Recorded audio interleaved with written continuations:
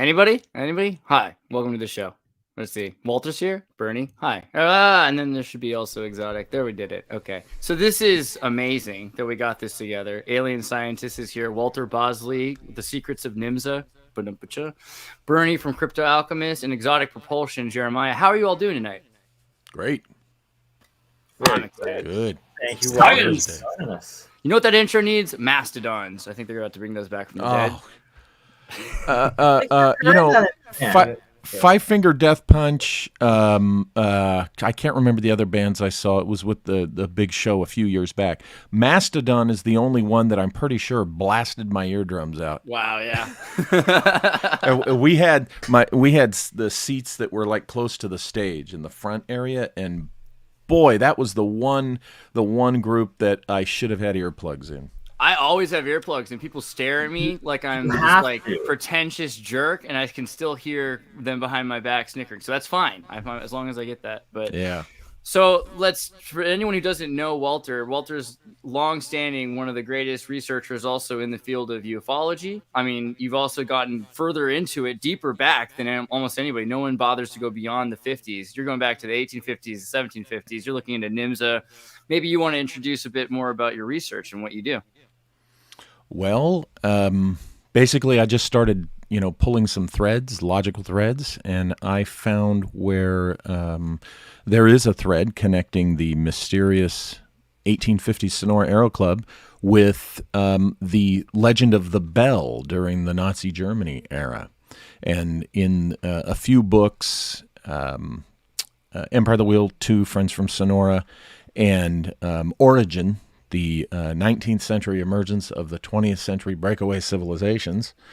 And I think a little bit in my book, Shimmering Light, I lay it all out, what I've found. And again, it's the threads I pulled to make those connections are a lot more logical than the lore and stories of crash saucers that were reverse engineered being the answer for the bell.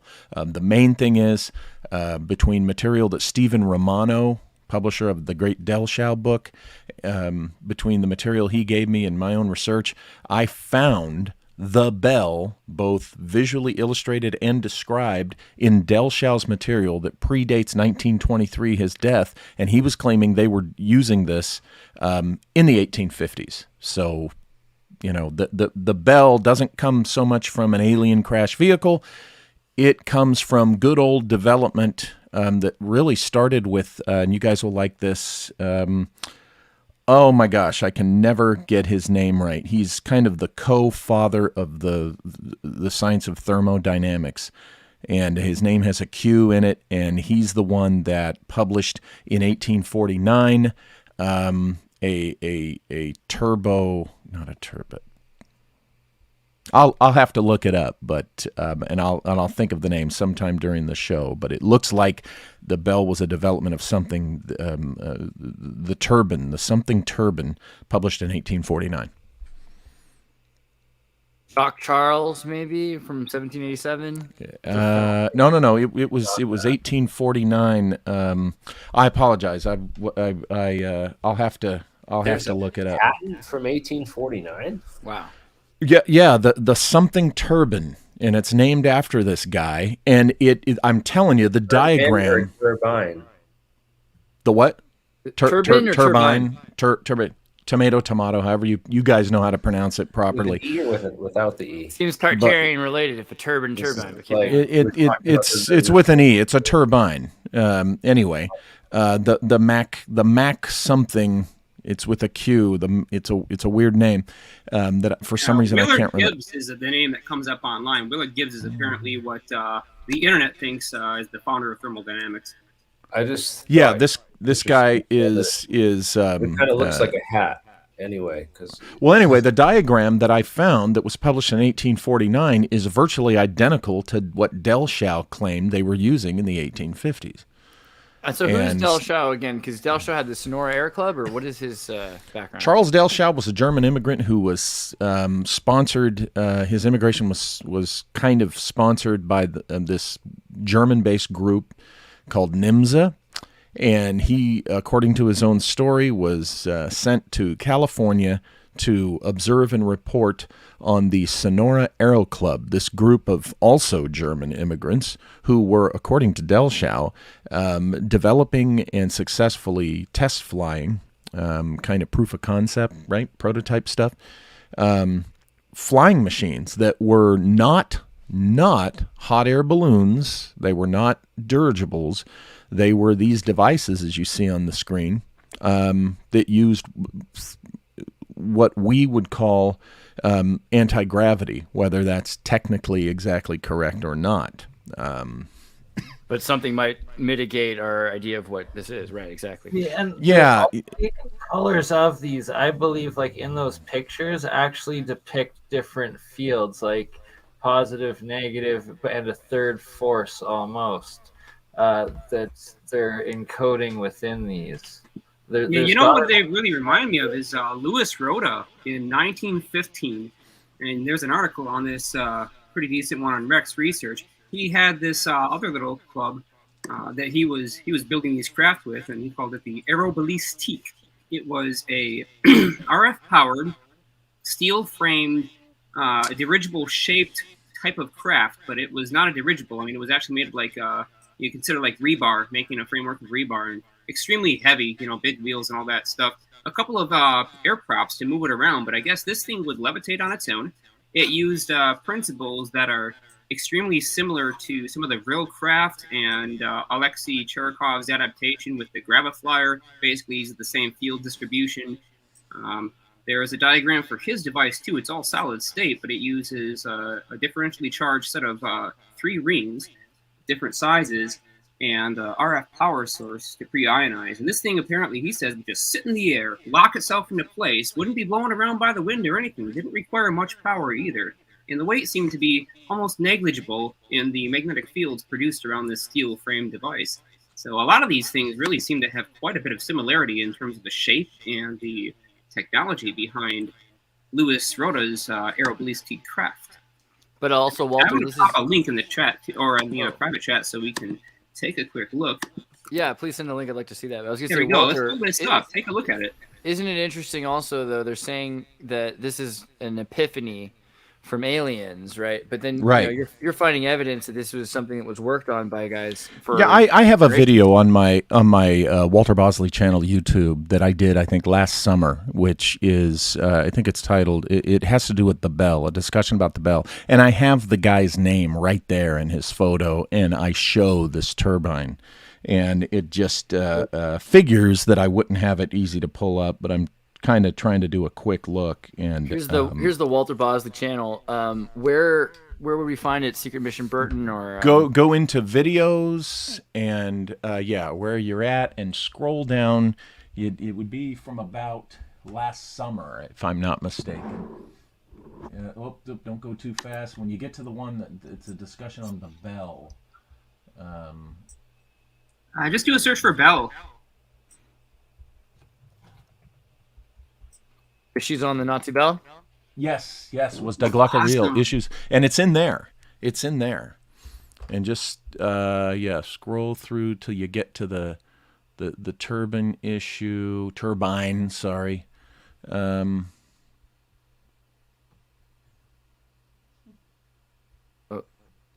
Okay, yeah, somewhere along there you're gonna. Right back. Go back. Coming. There you go. McCorn Ranking, the Ranking turbine. Thank you. There it is. I'm not crazy, you guys. I'm not making this up like some of my snarky troll critics like to say. William Ranking. No, yeah, make sure to look it up. That's awesome. I have a photo. That threw me off. The Q threw me off. If it was in engine guy, I would have been like, Kelvin, Rankin. In my video, I show the diagram that he published. Like right after his picture, it should be. Right there. There you go. And that, if you look at Delschau's illustrated turbine that the Sonora Aero Club used, it's virtually identical. Let's see if I can find the turbine picture. Oh, it's in my video too. If you just let it play out, you'll see. I go ahead and this video, I would think more people. Yeah, there it is. See What you've got is, see the thing with the teeth in it? That's that right there. And then here's the reservoir. There's that right there. And then all the stuff that it goes through is essentially that process there. So this is interesting because we're finding further and further back examples of this technology. Yeah, this is human technology. Said like that the Nazis had got it from Victor Schauberger back in like the 20s. Schauberger was in the mix, but here's the thing: you've got the mysterious Nimza, which Delchau says all this crap about the New York Motor Zephyr Association and all this New York this, New York that. Nimza was not a New York-based organization. Delchau says it was headquartered, based in Germany. And so you've got, think about it. Gee, where did the Nazi German Bell development come from? Golly, I wonder where. Could it be the Germans who were applying that to their flying machines and such? If you don't mind me asking, what's the history of Nimza? I mean, how far back do they actually go? Hey, our only source for Nimza, here's the problem with it, is Charles Delchau. Nimza has never appeared anywhere that anyone's ever presented before or since, except in the writings of guys like me and others who have Dennis Crenshaw and Tim Swartz and all the other writers in our times that have been writing about the Sonora Aero Club. Nimza is our original source is Delchau. Now, I've done a lot of analyses and a lot of hypothesizing on it, and I try to do it in an educated way. But honestly, I'm always honest with it. That's our source, Charles Delchau. Have you found anything in South America or any of the other German colonies that's similar to the Nimza or Sonora Air Club? Here's the thing. Delchau himself said that any of the groups that did this kind of thing back then were all under the aegis of Nimza. Now, what I have found, when you look at the history of Germany's presence in South America, it goes back to the very last few years of the 18th century, primarily into the 19th century.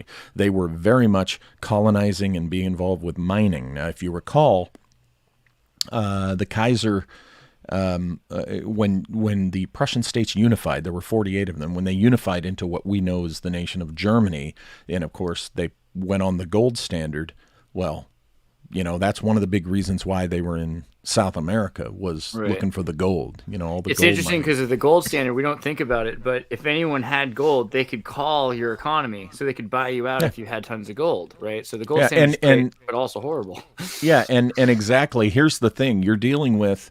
You got to know about some of the murkier parts of the German unification history. There were the nationalists who were behind the push of unifying all the Prussian states into a single Germany. Okay, because there wasn't a Germany at that point, right? That's right. It was their vision. Now you can trace what we in modern times call, the Prussian nationalists. You can trace them back to the medieval Junkers.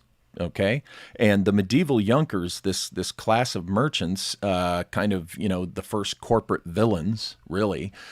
What they started doing around the Prussian states was going in and through duplicitous activities, taking the lesson right out of Machiavelli's Prince, right? They would go in and they would ingratiate themselves with a target culture or state. Okay, and they would build that state up, and then they would start ingratiating themselves with that state's enemy. Okay, and then they would cause a conflict between the two. Their claws would sink deeper into the original state while they were helping the enemy state overcome them. And then once that original host state was, destroyed, they would jump ship to the adversary and then do the same thing. And they did that from medieval era on up to the unification of the mid-19th century. And then where it really gets scary for us is, thanks to Halmer Schacht, beginning, I think, in the Between Wars era, Nazi Germany started doing the same thing. And that's why I argue the United States was unfortunately successfully invaded and taken over by this Junker / Prussian nationalist / fascist Nazi culture organization through Operation Paperclip. In other words, they did the classic thing that I just described, but they did it to the United States, right? Germany was going to lose the war. Their home nation was going to lose the war. So they saw an opportunity to get their clutches into us through Operation Paperclip, building our military industrial complex, and they've done the same exact thing. that the medieval Junkers were doing. They've done it to us.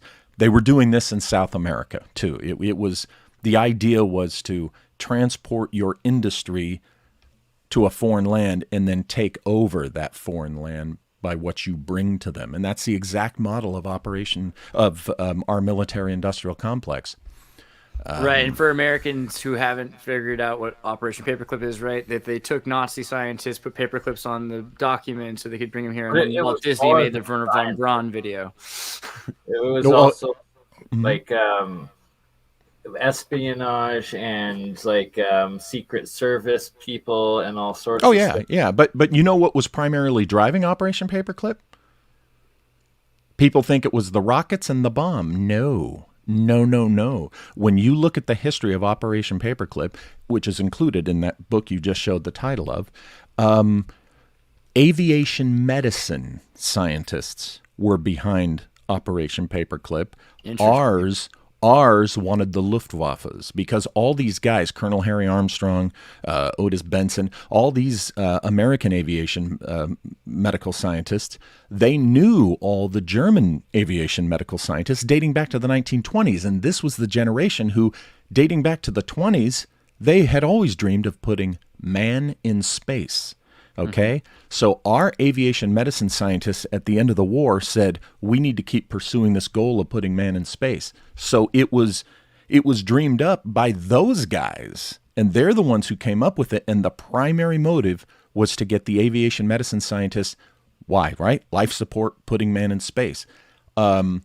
A lot of people think that the goal was, well, we want high-altitude bombers, and that was why they... No. High-altitude bombers, okay, being able to build high-altitude bombers and put crews on those, that always was, and there, Hubertus Strughold, there you go, there's a main one. That was always a goal, okay, in the desire, the drive to put man in space. You have Otis Benson, who was, kind of one of the right-hand men of Colonel Harry Armstrong, making all this happen. What does he become? He becomes commander of the Aerospace Medicine Division of the United States Air Force in the 1950s. During the 1950s, the U.S. Air Force is developing manned spaceflight, and they're the ones who originally have Mercury. They developed the capsule and all of that. They developed the life support system, the pressure suits, the whole thing. And then it's all handed to NASA in October of 1958 when NASA stood up. And we're told, it was just all civilian and public after that. So everything about Operation Paperclip originated with the pursuit of going into outer space. Now, think about that within context of what I'm telling you. Right. This ties into anti-gravity research in the mid-19th century. And the 16th century. That's what's getting crazier when you see that there's something that, so at the same time, 16th, 17th, 18th century, that you're people still obsessed with magic, right? And they're talking about magic realms in space. And space contact is starting to emerge as the next realization of that idea. Yeah. Wow. Yeah. So it was all tied to the space race. And von Braun was brought in because rockets will give us missile weapons, but also will launch us into space under the rocket model of things. And of course, the whatever bomb scientists we got, that was for obvious reasons too. But do you know if Walter, do you know if Jack Parsons had any in contact with the Sonora Air Club, or if that they're connected at all? Well, remember, the Sonora Aero Club, we are told by Delschow, disbanded in the not long after he began his contact with them, because, according to Delschow, Nimza sent from Germany an individual that he only identified as that Prussian officer.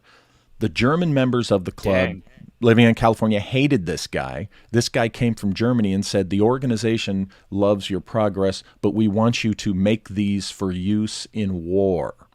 And the Sonora Aero Club Germans said, no, we're not developing this for war machines. And there was a bit of tension. And then Delschow tells us not long after that, Peter Menace, the leader of the Sonora Aero Club, dies tragically in a fiery explosion while testing one of his flying machines. Now, interesting.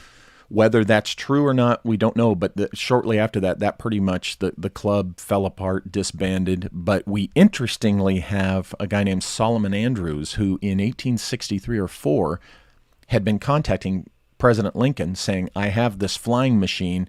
Lincoln responded, invited him to D.C., told Edwin Stanton, his Secretary of War, to have his representatives observe a demonstration of the Solomon Andrews craft. And the newspapers at the time reported it, and there were reporters and other witnesses of this controlled flight thing, okay? And this was, of course, in the decade after the Sonora Aero Club, so I've often wondered, and I've been looking, haven't found it yet, for a direct contact connection between Solomon Andrews and the Sonora Aero Club. But remember, Delshau tells us there were other groups around the United States who were also developing flying machines under the aegis of Nimza at the time of the Sonora Aero Club. So Solomon Andrews, in my opinion, has some connection. Of course, in one of my books, Secret Missions 3, Destination Carcosa, I lay out what I think might have been America's first black project, in that history tells us Solomon Andrews was told, no, we're in the middle of a war, blah, blah, blah.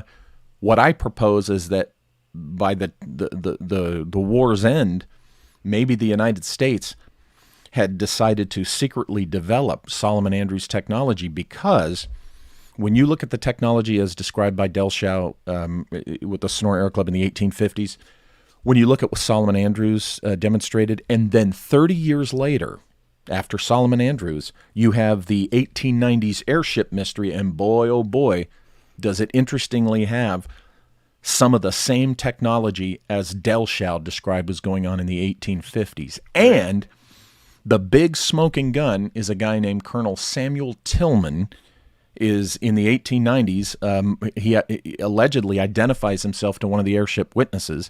Samuel Tillman, he was a U.S. Army officer. He was a scientist, okay? He studied thermodynamics, chemistry, all the kind of stuff that, for obvious reasons, an airship would be interesting, particularly an alchemical airship. And this guy is allegedly one of the airship pilots witnessed in the late 1890s. And here's what I argue. I argue that the 1890s mystery airships were very possibly I'm very confident in saying that they are the second generation of what the Sonora Aero Club and Solomon Andrews were doing. I go further by saying I think what they were was a secret U.S. Army project. Wow. And it's interesting because we did a study on the Civil War, the Confederacy. Sorry, Jeremy, go ahead. Sorry, I just want to point out that this wouldn't this would imply that they had secret chemistry knowledge, because like Mercury, the superconductivity and the supercooling and that kind of stuff wasn't really invented until like the turn of the century, 1911. As well, there were in the 16th. We are told. The 16th, 17th century, you had novelty gas exploration, so lots of people were discovering novelty gases. Do you think it was plasma? Yeah, they were super cool and other stuff. What was liquid hydrogen style, or what type of? It is okay. So Bernie, it was a plasmatic effect, and the reason why it's plasma. Anytime you use mercury in a low pressure environment, you're going to end up with plasma, regardless. Even in atmospheric conditions, you end up with plasma. It's just so surface bound. And right at that point between where the liquid mercury hits the atmosphere or other medium, there's still plasma there. It's just generally really constrained. But in a vacuum environment, you get to see it. I got it on Jeremy's show. I mentioned this idea of producing light with mercury stirring around in a low-pressure vessel, but it turns out it's actually called barometric light. I didn't remember the term. And so I posted in the private chat a link to barometric light on Wiki. And we can take a look at this very old phenomena going all the way back to 1675. First possibility of electric lighting. And so what they would do is they'd build a barometer out of mercury, and when they would tip it upside down, making sure that the mercury didn't escape during the tip, it would start to try to fall down because mercury is very heavy and it would pull a vacuum in the closed vessel, and as it bounced around back and forth, it would produce this light. And if it was agitated after it stabilized, it would produce a light in a totally dark room. And this tells us mercury is naturally ionic, and that it's releasing both mercury vapor, even in a vacuum vessel with no heating, and it's producing plenty of voltage for ionization of nitrogen gas molecules, producing the characteristic blue and purple glow of mercury in low-pressure environments. So anytime you move mercury, It can accelerate mercury if you push it through a tube with a pump. If you turn it into a vapor and phase transition it back into a liquid again, you're going to get huge plasmatic ionic effects. And all you need to do to direct those effects is one of two things. You can follow T.T. Brown's mechanism using magnets to flow the mercury vapor through a condenser, and during its vaporous state, the natural mercury ions can be collected as electric power. T.T. Brown invented an electric power generator using mercury, and it looks identical in shape and construction to the old mercury boilers that we see in Vimanika Shastra.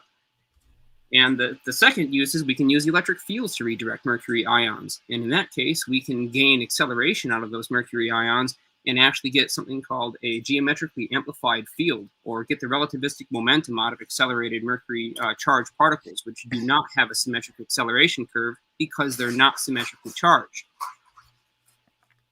You know, it's interesting. You mentioned Brown. I just want to throw in here that since I revealed Colonel Samuel Tillman's role in this, you know, airship mystery stuff, and what I think, I mean, he's in the data there. He's in the reports and stuff.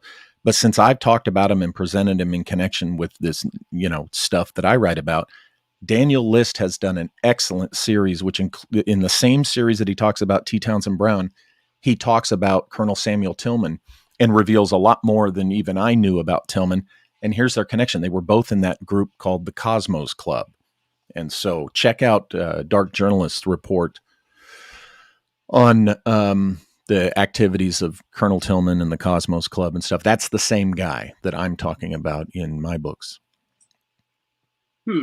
What I find interesting is that just simply the acceleration of a medium that is non-uniformly charged, you could use even water, has been successfully proven to create a force in a completely enclosed vessel using non-symmetrical acceleration, and basically producing what we consider a kinetic drive that does not exhaust a propellant whatsoever. And so there are many mechanisms by which we can use a fluid or some kind of fluid medium to produce a force, but the best of which we can use a liquid medium that can phase transition into a gas at just that right energy level and really get some seriously unsymmetrical accelerations out of it and produce a very linear or directional force using the acceleration of that vapor. And so mercury is a perfect candidate because it's extremely heavy and it ionizes easy. And when you combine that, the mercury vortex stuff, with what Schauberger had developed, which exactly, you know.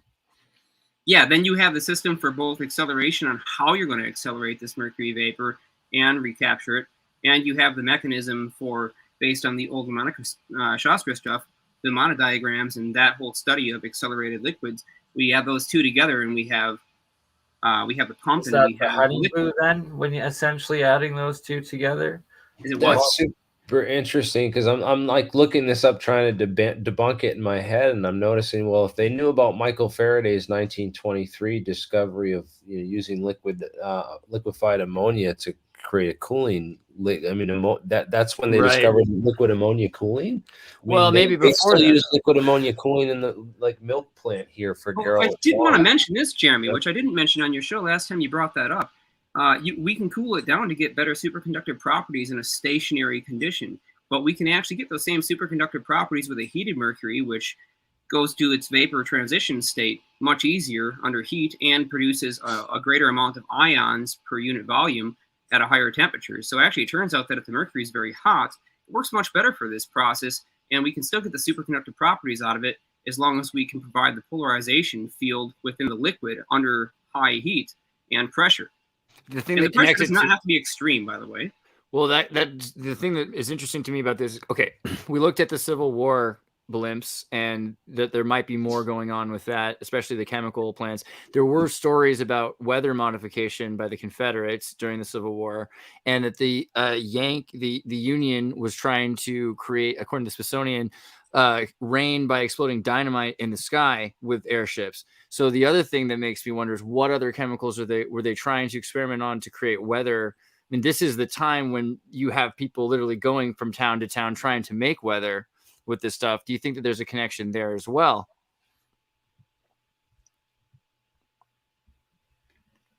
Who you asking? Anybody? I mean, Walter, do you have Oh, thoughts? I wish I had the chemical list memorized. I find it interesting that what you mentioned here with, the possibly the use of airships and blowing dynamite in the sky and stuff. And I think of Aurora, Texas, which, by the way, which had nothing to do with an ET craft. It was a crash report that was mentioned during the 1890s airship mystery. Clearly an airship. All the people now that swear it was some ET craft, that's because one guy, one farmer standing there saying the burned beyond recognition human body that was reported on the ground after the crash. This one guy said, looks like a spaceman. And so all the ET hypothesis people just go to town on that. And everything else about it says that it was a human run, airship thing. But now I wonder what really caused that crash. Was he one of these guys trying to manipulate the weather and cause the explosion himself? Also, thoughts on other, so beyond Germany, like Napoleon, because I know you've done some amazing work. Before we leave Germany, just the Honeyboo 1 and 2. What are your thoughts on that? Like Honeyboo, complete and utter bullshit or real? Bullshit. Yes, thank you. I wasn't sure if I could say BS. Honeyboo already kind of sounds like Honeyboo is complete horseshit. The line of crap that comes from came from post-war neo-Nazi sympathetic guys who published articles in Italy, and then it was pushed in the late 90s by a couple of guys who were known shysters. And, okay, hold up though. Let me just ask a question. Honeyboo, are you saying that the word itself and the lore around it is bullshit, or are you saying that no craft resembling the Honeyboo ever had existed? I'm saying that the Honeyboo craft that we are told the Nazis developed, this flying saucer thing, is bullshit. Okay, well, I wish we could get Dan Foster on with good audio. Good for he had personally seen one. And I don't mean seen one in the sky, buddy. I mean, he was deployed in the United States military. He had a chance to go into a base and take a look at one of these things. Really? And it was fucking huge. Really? Now, let me ask you something. What evidence has he produced for this? I'm hearing pins drop. I'm not gonna try to back the story with. No, I know. I do not have it. I wonder about anybody that is not dead. If the government whether or not doesn't kill you, it's that this is genuinely true, and he's got other stuff related to anti-gravitics and quite a strange history. So you can choose to say it's. I love how much of a skeptic Walter is actually. I think being a skeptic, we're like Jeremy's a skeptic. I think being a skeptic is really important. Come on, basically it's take my word, bro. Is that what is that his precinct? Oh no, it's not. Okay, he gets nothing out of it. He didn't tell the story until we got deep into it, and I asked him specific questions, and then he said, well, I haven't really said anything about this, but let me tell you something interesting that I seen while I was deployed. I believe it was a very fascinating series of events. Hold on. And he got nothing for it. Hey, would that be the OSI handbook to befriend you first and gain your trust? Hold on. There you go. Hold on. What? Okay. Let Walter. Do you really think that? Come on. I'll wait. Let Walter say. Hold on. I'll wait. What branch of the service was he in? What was he in? When was he in? What was his job that he's claiming this? That he's, was he Army? What was he? I will get you all that information. Let me ask him. You don't off the top of your head. I mean, was he Army Special Forces? Was he? No, I didn't memorize. I didn't memorize it because that particular story wasn't one of the most more grab and dubber was what I really wanted to pay attention to, which is a device basically anybody. Well, no. Here's the thing. You should have paid attention to those other things, because in that it helps you determine if it's bullshit or not. It's not you. It's not your fault. It would be shame on him. But also, Dan is in the chat. He could actually fill this out. So, Dan, would you mind just while you're in the chat already? I mean, can you tell us what Dan, year? tell us Sorry, Dan, I'm not buying it. Army. There's Dan right there. 64 Charlie. Army. I'm with Army. you on that. Okay. We'll get What year? Dan. You can talk That, about it. that's a story What for another location? day. That's a debate and a story. Yeah, let's for save it for another another time. day. What I'd like though to wonder is, you got people like what's his name, Bob Lazar. Like, how often do you think the Bob government? Lazar's full of shit too, but go Yeah, ahead. but how? Yeah, I I'll believe give you that, an but example. I Well, of believe course. We all agree on I that. don't one. believe But most of the other how? BS, but I believe Hold on, Dan. I want to ask my question. How often does the military convince somebody that something is from space when they're showing it to them, that they've got or something, so that they don't know what it is and they sound crazy looking at it? You It think would be that's possible? very easy to do. It would be it would be easy for them to do. And, it's just, here's the thing. I'm confident in my position because it's so many times people bring this up, but this guy. And then when you go look at it closer and you ask the questions, it always turns out, it's And not there might as be a more solid. interesting story there. Exactly. It might be more interesting than what we think happened. Well, It might not be the same. or Good dispositions. Or I mean, it's a Steve planted Campion's fake the story. first. I mean, where did he see? Where did Dan see this? Hanabu. Yeah. Hey Dan, what was your location when you witnessed this thing? I remember you telling me, but would you mind putting it in? Yeah, you can pop it up. We'll look at it. I also wanted to ask a question though about Napoleon, Sure. just because of the Nimza thing. I think it's connected. I was looking at because you wrote the Napoleon book. It's like that's really interesting, and there's such a. It seems like such a more clear story than it is. You've got people that say Napoleon never existed, and everything in between. So yeah, you've seen it all.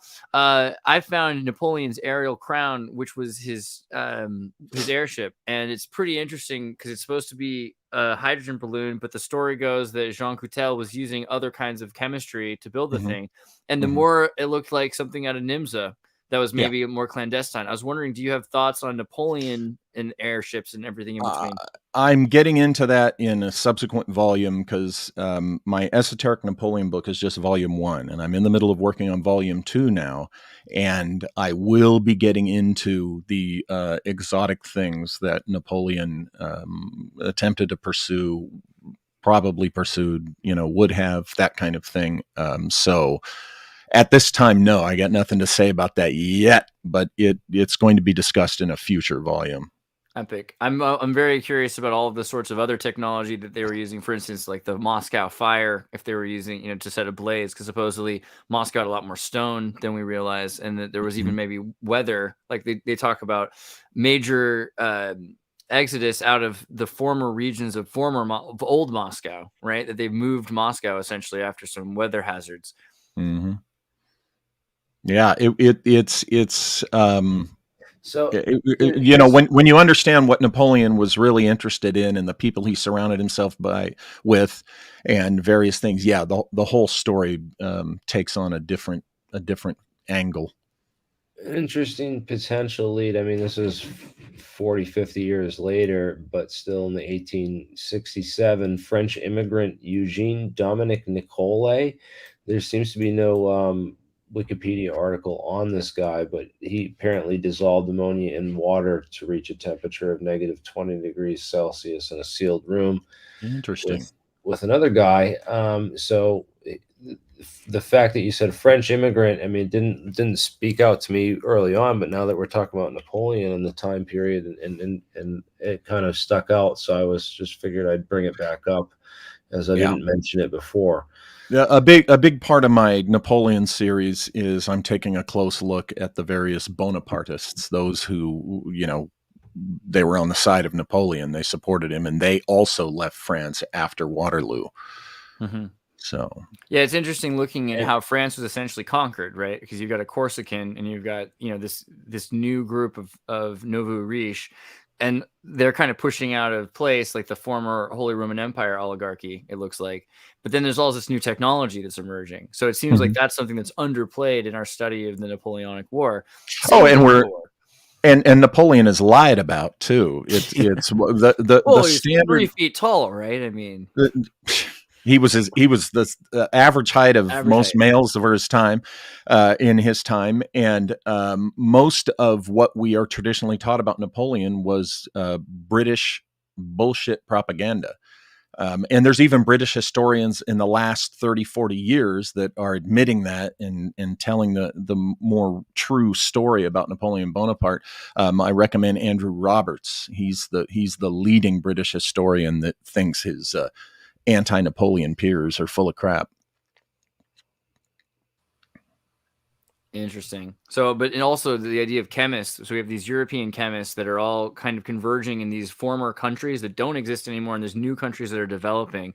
So, what do you think is the goal? You say that they came to the West. Are they trying to build, because Nimza, they were trying to build their own nation? It sounds like Israel. Sounds like a nice thing, right? Or are we missing something here? Well, no, essentially, Nimza, according to Del Shao, and he is, as I said at the top, he's really the original and only documented source we have of Nimza.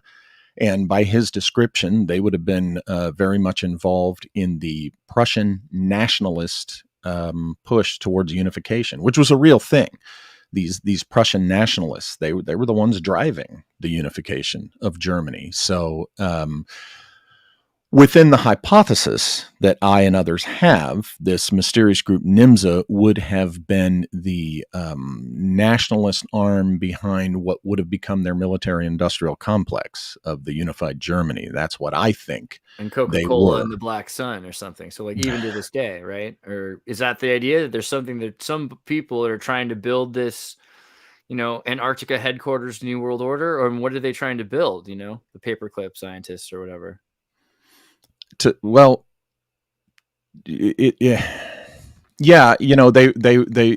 was about globalism. It was about really being the dominant group or entity, hand behind things in the world, of course. And the methods they use, I outlined earlier, where they just go in, they ingratiate themselves, and then they get control, and then they are pretty much the destroyers of that which they became the parasite of. And this happened to the United States through Operation Paperclip. They got into our military. They helped create our military-industrial complex. They were very much a hand inside our intelligence community, do you think they still are, though, right? Is this still the group? I think Joseph Farrell, he refers to something called the Nazi International. And basically it is an organization that is, fascist corporate, in its nature.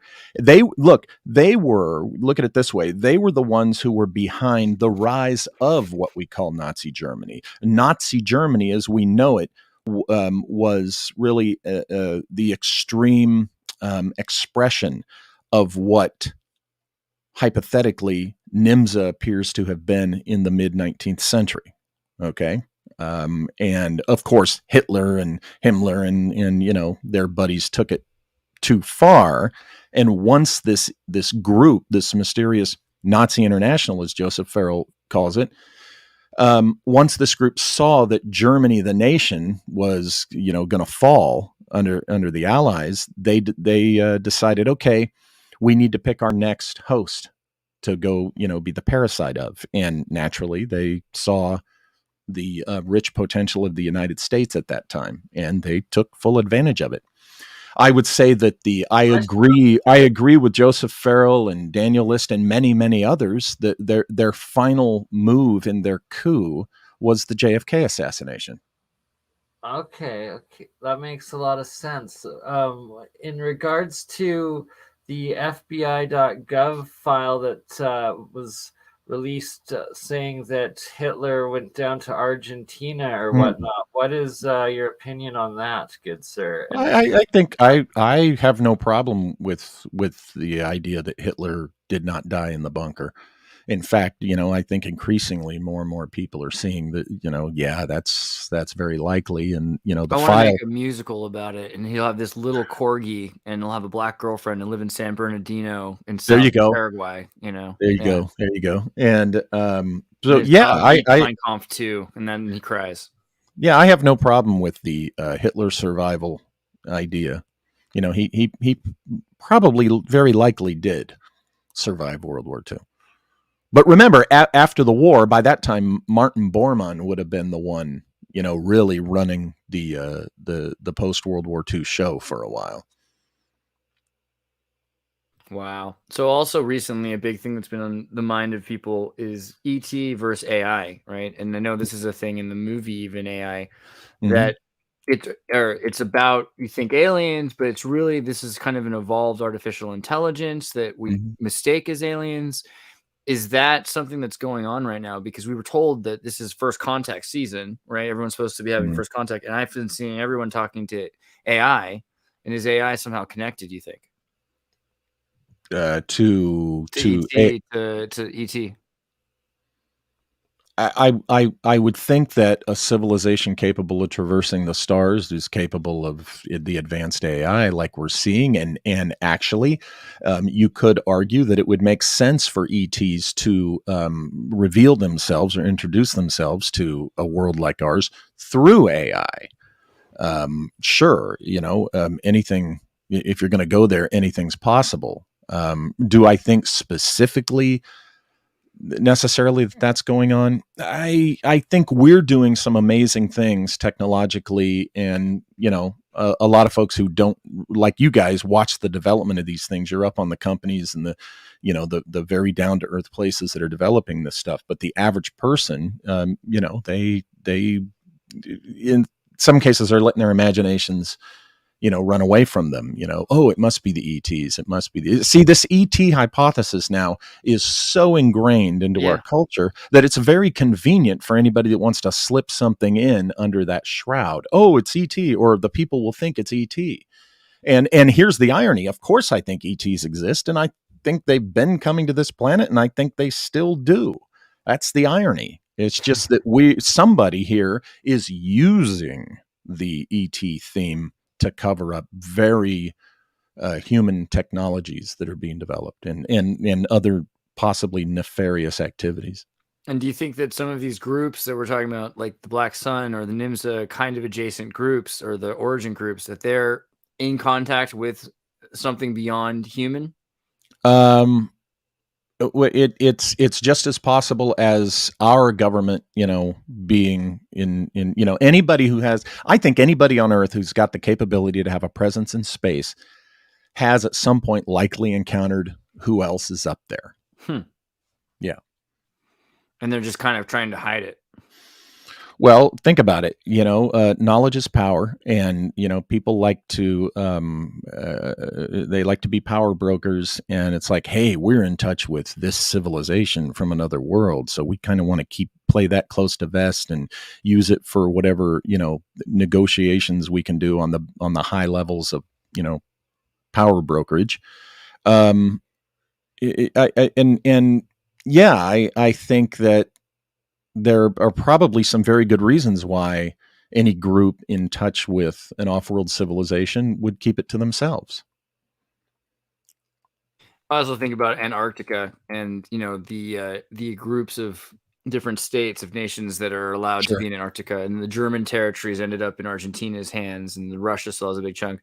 What do you think about Antarctica? Is there something going on there? Oh, I do think there's something going on there that they're not telling us about. What it is exactly, it's hard for us to know. Now, here's the thing. I know there's been a bunch of stories about, in the last, the last 10 years or 20 years or whatever, there was a big hole found down there, this underground tunnel, and this team of scientists and commandos went in there, and they found old machinery or giant machinery, and they met these aliens and stuff. Okay. We're hearing it all the time in UFO conspiracy land, right? Well, here's what's interesting.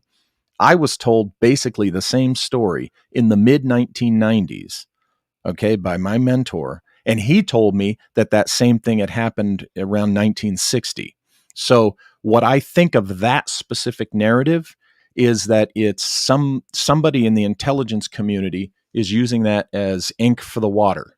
In other words, they bandy that out once in a while. Maybe they share it with a few people and they tell them, now you keep this to yourself. This is on the QT, so that when it shows up publicly or shows up where it shouldn't be discussed, they know, well, we shared this narrative with these individuals. One of them must have run his mouth or something, because it's a narrative that just keeps popping up. It's not a new narrative, but it's just new to a lot of people now. But I do think there's something weird going on down there, because look at all the luminaries that visited around that time that they Right? were Like, visiting. why is John Kerry going down there? Why On is election night. On election night. on election he's night, and down there. why is Kirill, the head of the Eastern Orthodox Church, going down there? Yeah, he goes down to bless a chapel, around the same time. And Buzz makes that weird comment. There's something horrible, terribly evil down there. It's like, what the hell? So On Twitter. naturally, people's imaginations are just going to, run with that. And then, unfortunately, we have the bullshit storytellers in this community who come out and I was a commando and I saw this, that, and the other, and yet, when you ask them to provide something more than their claim. Well, the Fitbit story was good, right? You remember that? There was a bunch of military guys wearing Fitbits, and it exposed their GPS, and it showed a bunch of people in an underground base and what the base looked like in Antarctica. True. So there's stuff coming out. Yeah, well, but remember, we've had underground bases since the 1950s. Just look at Richard Sauter's research. Through publicly available info, he shows you that the U.S. Army and the U.S. Air Force started working with building underground facilities back in the 50s. It's no mysterious secret that we've been developing that, and we know very practical and comparatively mundane reasons for why they would do this. So why not on Antarctica? Because think about it. You go underground in Antarctica, you're removing yourself from the harsh conditions on the surface, right? So an existence of an underground facility shouldn't be grounds alone for backing up the wild stories. It is something to consider, to ponder, but it might be that the wild stories have grown out of a much more mundane reality. For and sure. I know I'm a party pooper saying that for a lot of people, but come on, folks, we're all adults. Exactly. And so whereabouts was that Fitbit one? And was it right on the South Pole, or was it just at like McMurdo or somewhere around there? Because Greenland, we know they also have similar ones too. Whatnot. Interesting. You see that? It's like pretty much in the middle. I mean, that's definitely further forward and out than you're supposed to be. I mean, I don't think Mr. Beast got to openly go this far into Antarctica, right? Well, I have a question. How many of you guys are familiar with who Todd Carmichael is? Sounds familiar, but Todd Carmichael is a guy who made his fortune with a coffee company. He also, for a while, held the record for the fastest solo trek across Antarctica. And he was already in his 40s, that guy right there. And I'm wondering, solo trek across Antarctica to the South Pole. I'm wondering which route he took. Off the top of my head, I don't know. So I'm wondering if he went across an area that people are saying, nobody can go across because of all this mysterious stuff, or if he took a very well-trod trail. I don't know. But I think you have to take a well-trod trail, or right? at the very least, they have to tell you where you can go. When Mr. Beast went, for instance, it was a big deal, and he named Mount Shopify because he got to go to the first one to that particular mountain. So Shopify paid him to name it Shopify. But they had to carry out all of their urine. They had to have these bottles for all of their waste and everything. Nothing was left behind, and they had to go exactly where they were supposed to go. They had to have tour people with them. They had to make all these plans for 3 to 5 years. So I think it is pretty much a guided. It's almost as bad as the Soviet Union tours were in the 70s. Yeah, it's much more controlled than some people think then. Okay, because that makes sense to me. I mean, that is, if I'm not mistaken, that seems like that's singularly the most controlled place on Earth, territory on Earth, right? I mean, there was the New Zealand 901 in 79. This flight that was going through Antarctica, which is one of the reasons they don't let planes fly over Antarctica. I think is because this one hit a mountain or hit a volcano or it just crashed, and then they had to send people to go get everything because they couldn't leave it there because of environmental damage, and it was just horrifying. So that's kind of been the story that's kept people from going back to Antarctica, on top of the fact that if you go, they don't let you, right? Because the militaries of many countries work together to keep everybody out except for themselves. Right. Well, think about this too. I mean, Antarctica is kind of this pristine environment, a time capsule of ages ago. And so everything that we screw up and leave behind there could affect scientific measurements in the future to understand Earth's frozen history and what's been trapped there since the last epoch when it got frozen over in the first place. Yeah, like Lake Vostok and them drilling into it and finding different life down there that hadn't been exposed to the air for, I think it was 100,000 or maybe 100 million years, one or the other. I forget what they claim. But that there's massive mountain ranges throughout Antarctica and that the ice sheet gets up to 2 miles high in some spots. Do you remember the 33rd Antarctic Treaty? 2 miles of water. 2 miles of frozen water is an absolutely insane number. Really? Does it really get that high? The 33rd Antarctic Treaty Consultative Meeting was at the UN meeting room, and this is the way that they designed the room to look like Antarctica. So you've got this sort of rim of trees, and you've got Antarctica, and then at the center you have another set of green growing. And so it kind of is symbolic of what we're, this reset or this environmental shift or something, or that there's more already there, that they're saying in Antarctica. It looks a lot like a interpretive representation of Admiral Byrd's reports. It does, actually. Yeah, I was thinking what it made me wonder is, what if, because I'm a big believer in the nugget of truth, the nugget of truth approach, that, look at the wild story or what appears to be a wow story and consider that, okay, there is some nugget of truth in that. And, maybe, the big secret thing they're studying down there is a spot, kind of like a biodomed type controlled area where they've been able to inject their own controlled environment that has warmed it up. So maybe they've pull it out of hibernation, so to speak, and they're maintaining flora that existed 100,000 or more years ago, and it's very sensitive, and they have to be very careful in controlling it. And maybe they are finding. I don't think it's crazy to think that they have actually found ruins or relics of a past civilization. I don't think that's crazy at all. No, not at all. I mean, there was a time where that land was not frozen over. It was habitable. Why would you not expect to find humans doing what humans always do, building structures, geoforming land, all the stuff that they do? I mean, of course it's going to be left over. And maybe there is evidence. Maybe there is evidence that there was a technologically advanced, like on our level and beyond, civilization in the past, and maybe something they did with their own technology, monkeying around, doing some crazy Frankenstein Tesla stuff. And that's what caused the cataclysm. And maybe that's the so-called evil that Buzz and others privy to it, was referring to. And the concern is, wow, if we thought atomic bombs were bad, this technology we cannot get out. Because I heard on another show, somebody saying that the Antarctic Treaty is the only treaty that the nations involved have never broken.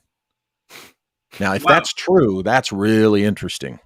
Well, you have John Kerry and Krill going down there at similar times, right? Like, what truly is going on down there? Also, the idea that there's this, the ice sheet, whether it melts or not, I mean, it serves as a pretty great disguise or camouflage. I mean, it's hard that is a great diagram. I've never seen that before, but what a truly fantastic graphic.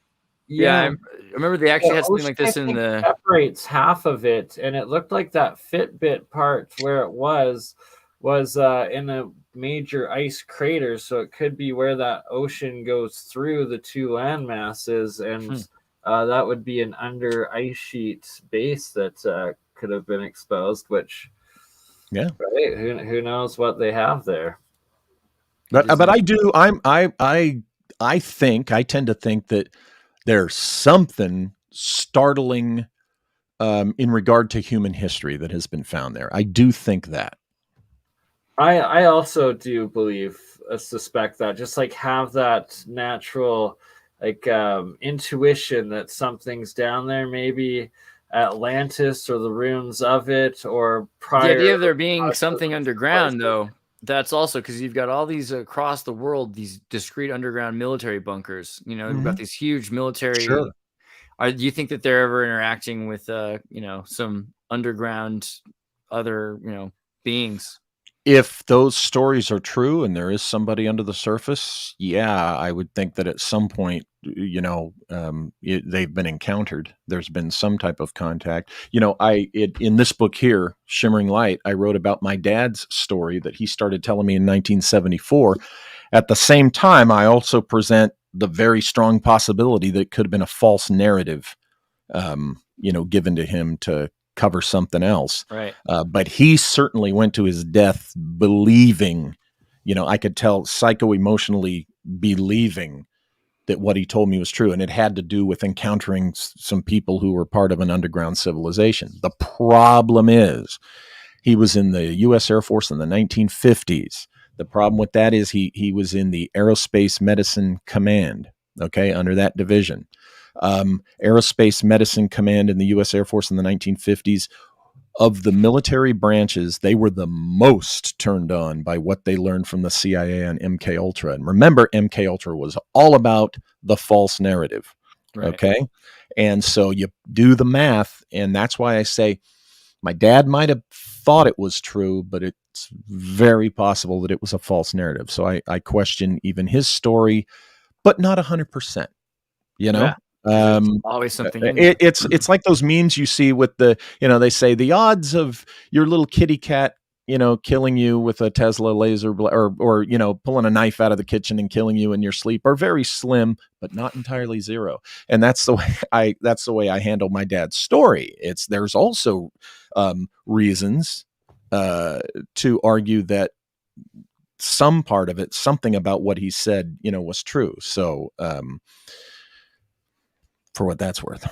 Right. Oh, so another thought on this, we talked a bit about the idea of AI or something, but really AI, if it is man-made and you got this idea of something in the future that is us, maybe it's not alien. It's something like we are. I mean, so some astronauts have been saying maybe these UFOs are time travelers from the future. Do you think that there's something to this, that we're thinking of alien? It's really just us.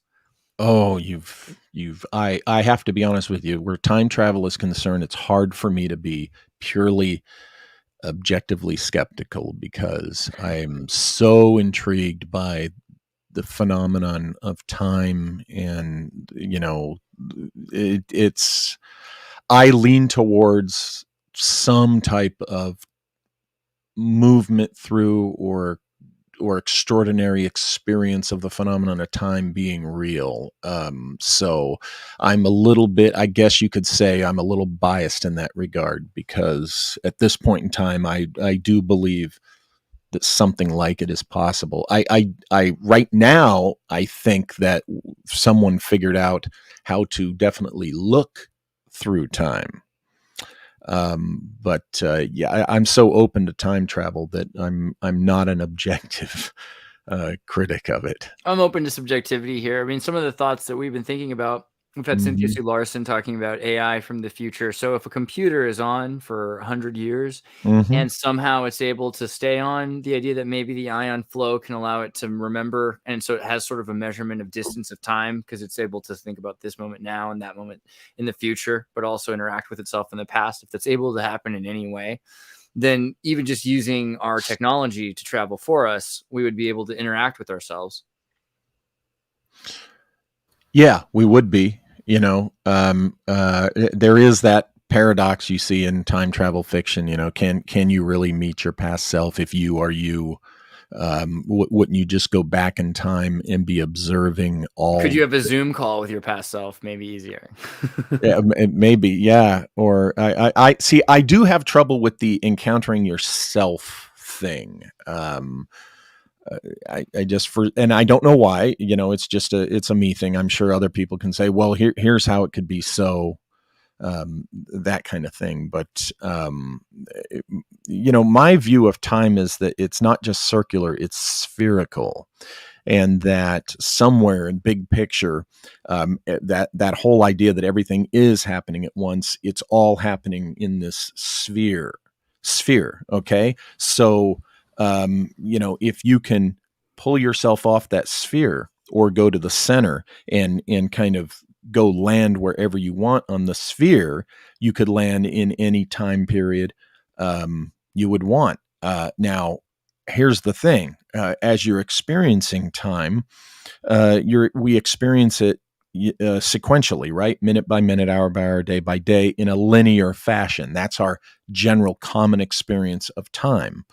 But that might be when you're on that spherical surface up close, you have to experience it in a linear fashion. But maybe if you pull yourself up off of the sphere or ball of time, that's when you pull yourself out of that linear experience of it, and you just get a bigger picture of how everything's happening all at once, which is a hard thing for our minds to wrap around and explain sufficiently.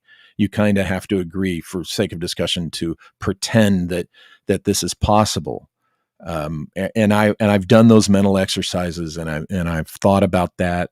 I've even come to this personal conclusion that it is possible to travel backward in your own personal life, your own timeline. Okay. And I believe you right now. I'm thinking, I hate to use the word believe, I'm thinking that it's possible when you die, at your point, when your body dies, you reach this point where you can, you have options. And one of the options is to jump back in your own timeline of the life you just lived. Okay.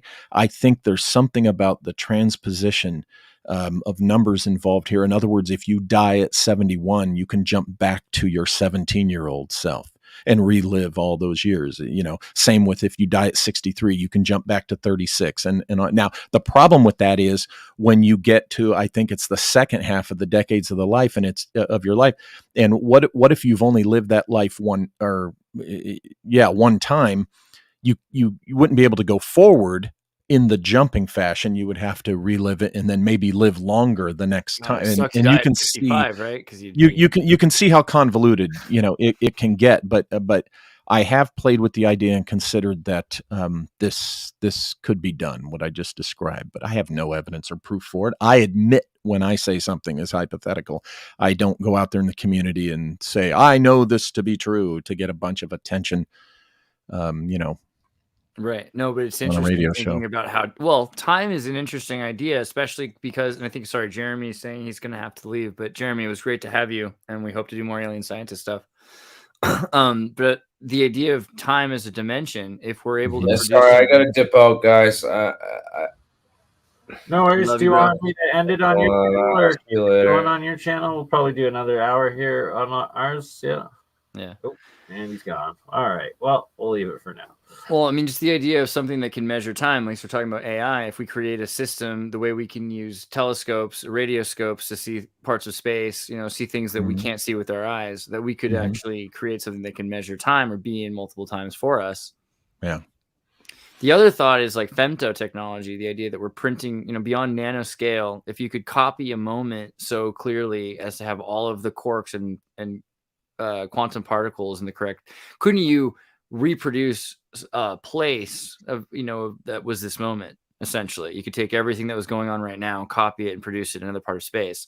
And so that could be useful for just producing what we think of as this same time. We go back to the same time because we produced something that is going on forward from that time, but it might lead to slight asymmetries, Berenstein or something. Do you think that they're messing with that stuff? Like, I think I think it's possible that somebody has figured out how to mess with that. It speaks to the multiple dimension, hypothesis that each time, rather than messing with the specific reality, what happens is another timeline is created, so that you have these countless timelines. Yeah. There have been times where I have wondered. I was in Iraq in 2003, and I was doing my job, and part of my job one night after midnight in the back streets of Mosul, me and the guys I was working with, we were riding around in a car doing some shit, and we had our guns hidden, and we were wearing jalabiyas and keffiyas. We were dressed like Saudis, and in an unarmored car, which and we got surrounded by a pickup truck pulls in front of us, blocks our way in an alley. We get surrounded by 9 guys with AK-47s ready to just right at us. Obviously nothing bad happened. Here I am. Or did it? sometimes I wondered, did they shoot us in that timeline, and did we or I jump to a new timeline at the moment I would have otherwise been killed? Because my life after that, there's been things that just seem slightly off, things about life and reality that just don't seem to work as I understood them, life and reality, before that moment. And here's the thing that makes me wonder that is, when that happened, I remember inside, everything just went to a peaceful calm. Everything slowed down. I mean, I vividly remember looking out the windows and seeing, I can see it now, these barrels of these AK-47s, like right there on the other side of the window. I'm looking, I can see the texture of the metal, and I can see the scare. These guys ended up being the Iraqi security force. They weren't bad guys, but it was, had we twitched the wrong way, then maybe we did. Maybe they blasted the hell out of the car, but did I jump to an alternate timeline in which I survived it? And am I the me from the other timeline now living in this timeline? In other words, maybe the weirdness that I'm experiencing is I'm supposed to be of another timeline, and now I'm ill-fitted to this one. These Weird are the as that thoughts. sounds, it makes a lot more sense. I mean, so many Especially people I with know all have gone those through some near-death experience. Mandela, right? Like, for those that experience the Mandela effect, could that be an aspect of it? And then it takes into like dreaming and the lucid dreaming aspects of it. Of, are you going into these different timelines and fractals and realms of it? Yeah. Can you, in certain dreams, have the experience of seeing years ahead? Is the experience of having a dream like that actually another you has jumped back? So what you're seeing in your dream, you've done this in your sleep, but what you're seeing in your dream is kind of a preview of what's to come. I mean, is this an artifact of being able to jump through time into your own timeline using your consciousness? Now, what's interesting is we've seen this in fiction through the works of Jack Finney and Richard Matheson, specifically Jack Finney's Time and Again, I think. Richard Matheson is now called Somewhere in Time. And they both used a system of time travel that was anchored to the will, throwing your consciousness, therefore yourself, back in time. Okay, now they did that dramatically. What's interesting is they wrote this stuff around the time, we are told, scientific remote viewing was being toyed with and developed. And it's eerily resonant with what we're told about remote viewing, what these characters in Finney and Matheson do. So did Finney and Matheson learn something true about time and our relation to it and the ability to travel through time? Did they learn it from military guys who were being, trained in remote viewing? Particularly when you read Finney's novel, the first one, Time and Again, it's described as an army project. This was published in 1970. It's described as an army project. There's all these time travelers who have these little apartment boxes, cubicles, and they would just use their mind to focus on their target time period. They would be surrounded by clothes and artifacts and stuff of that period. And through the will, they could throw themselves back in time. When you read the book, it sounds a lot like what we subsequently learned how remote viewers work. And so I wonder what Finney knew. I wonder what Matheson knew, because Richard Collier in Somewhere in Time totally does the same thing that, Finney describes. Of course, Matheson's book came out 5 years later, but they were contemporaries. They probably knew each other. Did Matheson know? An associate of mine, a guy named Seshari, he and I have some private letters between us in which we have fleshed this suspicion out about Matheson's Somewhere in Time. Sesh doesn't want me to publish this or talk about certain details of it publicly, so I can't. But it's a mental exercise. It's an analysis. But as far as the Mandela effect, I kind of lean towards I'm friends with Dr. Farrell, and he and I have had a lot of late night conversations, private conversations for years now, suspecting that maybe something to do with CERN, whatever is really going on with CERN, having something to do with what we're calling the Mandela effect.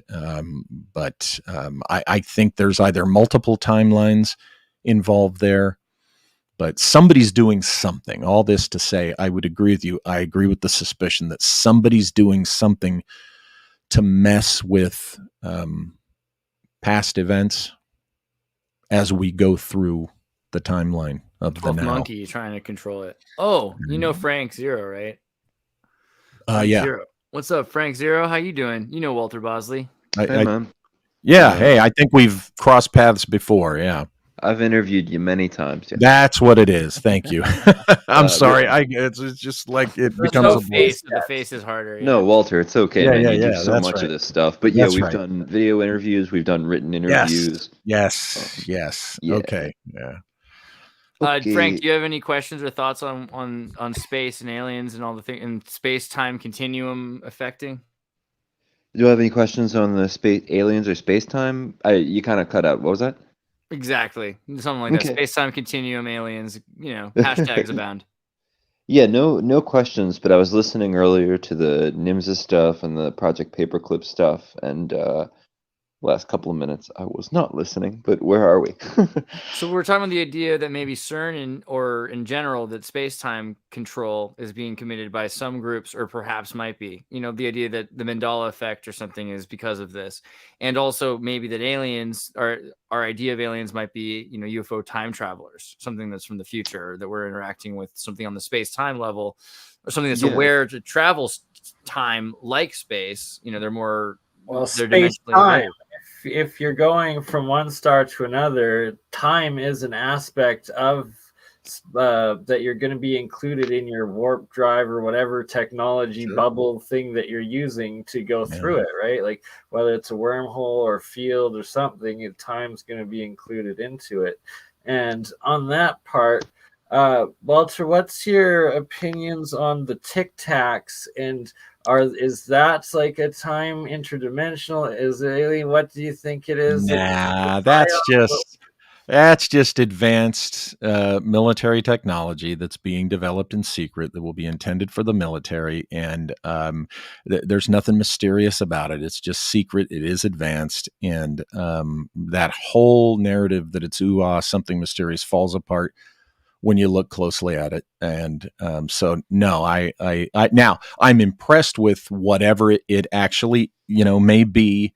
But no, since the beginning, going back to 2017, that's when I did my first close look at it, and nothing that has emerged since has changed my mind. In fact, it's just even more convinced me that it's just some pretty cool technology that our side's developing, and I think that's what it is. But also at the same time of Werner von Braun, you've got like Arthur C. Clarke, and there's a big push again, similar to the 1800s, to have contact with something, right? Like, are they propagandizing that, or is there really like a lust for interacting with something new? Like who propagandizing what? Well, like Arthur C. Clarke comes to mind. Just the idea of saying that we should be making contact, we ought to be trying to. I mean, Reagan made a speech, right? Sure. Yeah. I think that's a natural human desire to look. That's what fueled, coming to the New World. The Europeans they wanted to, it was time to go find some new place to, exploit the resources and such. And so, it was the same sentiment. We got to go to the New World. We got to go to the New World. Oh, there's people over there. The people of the New World. Atlantis.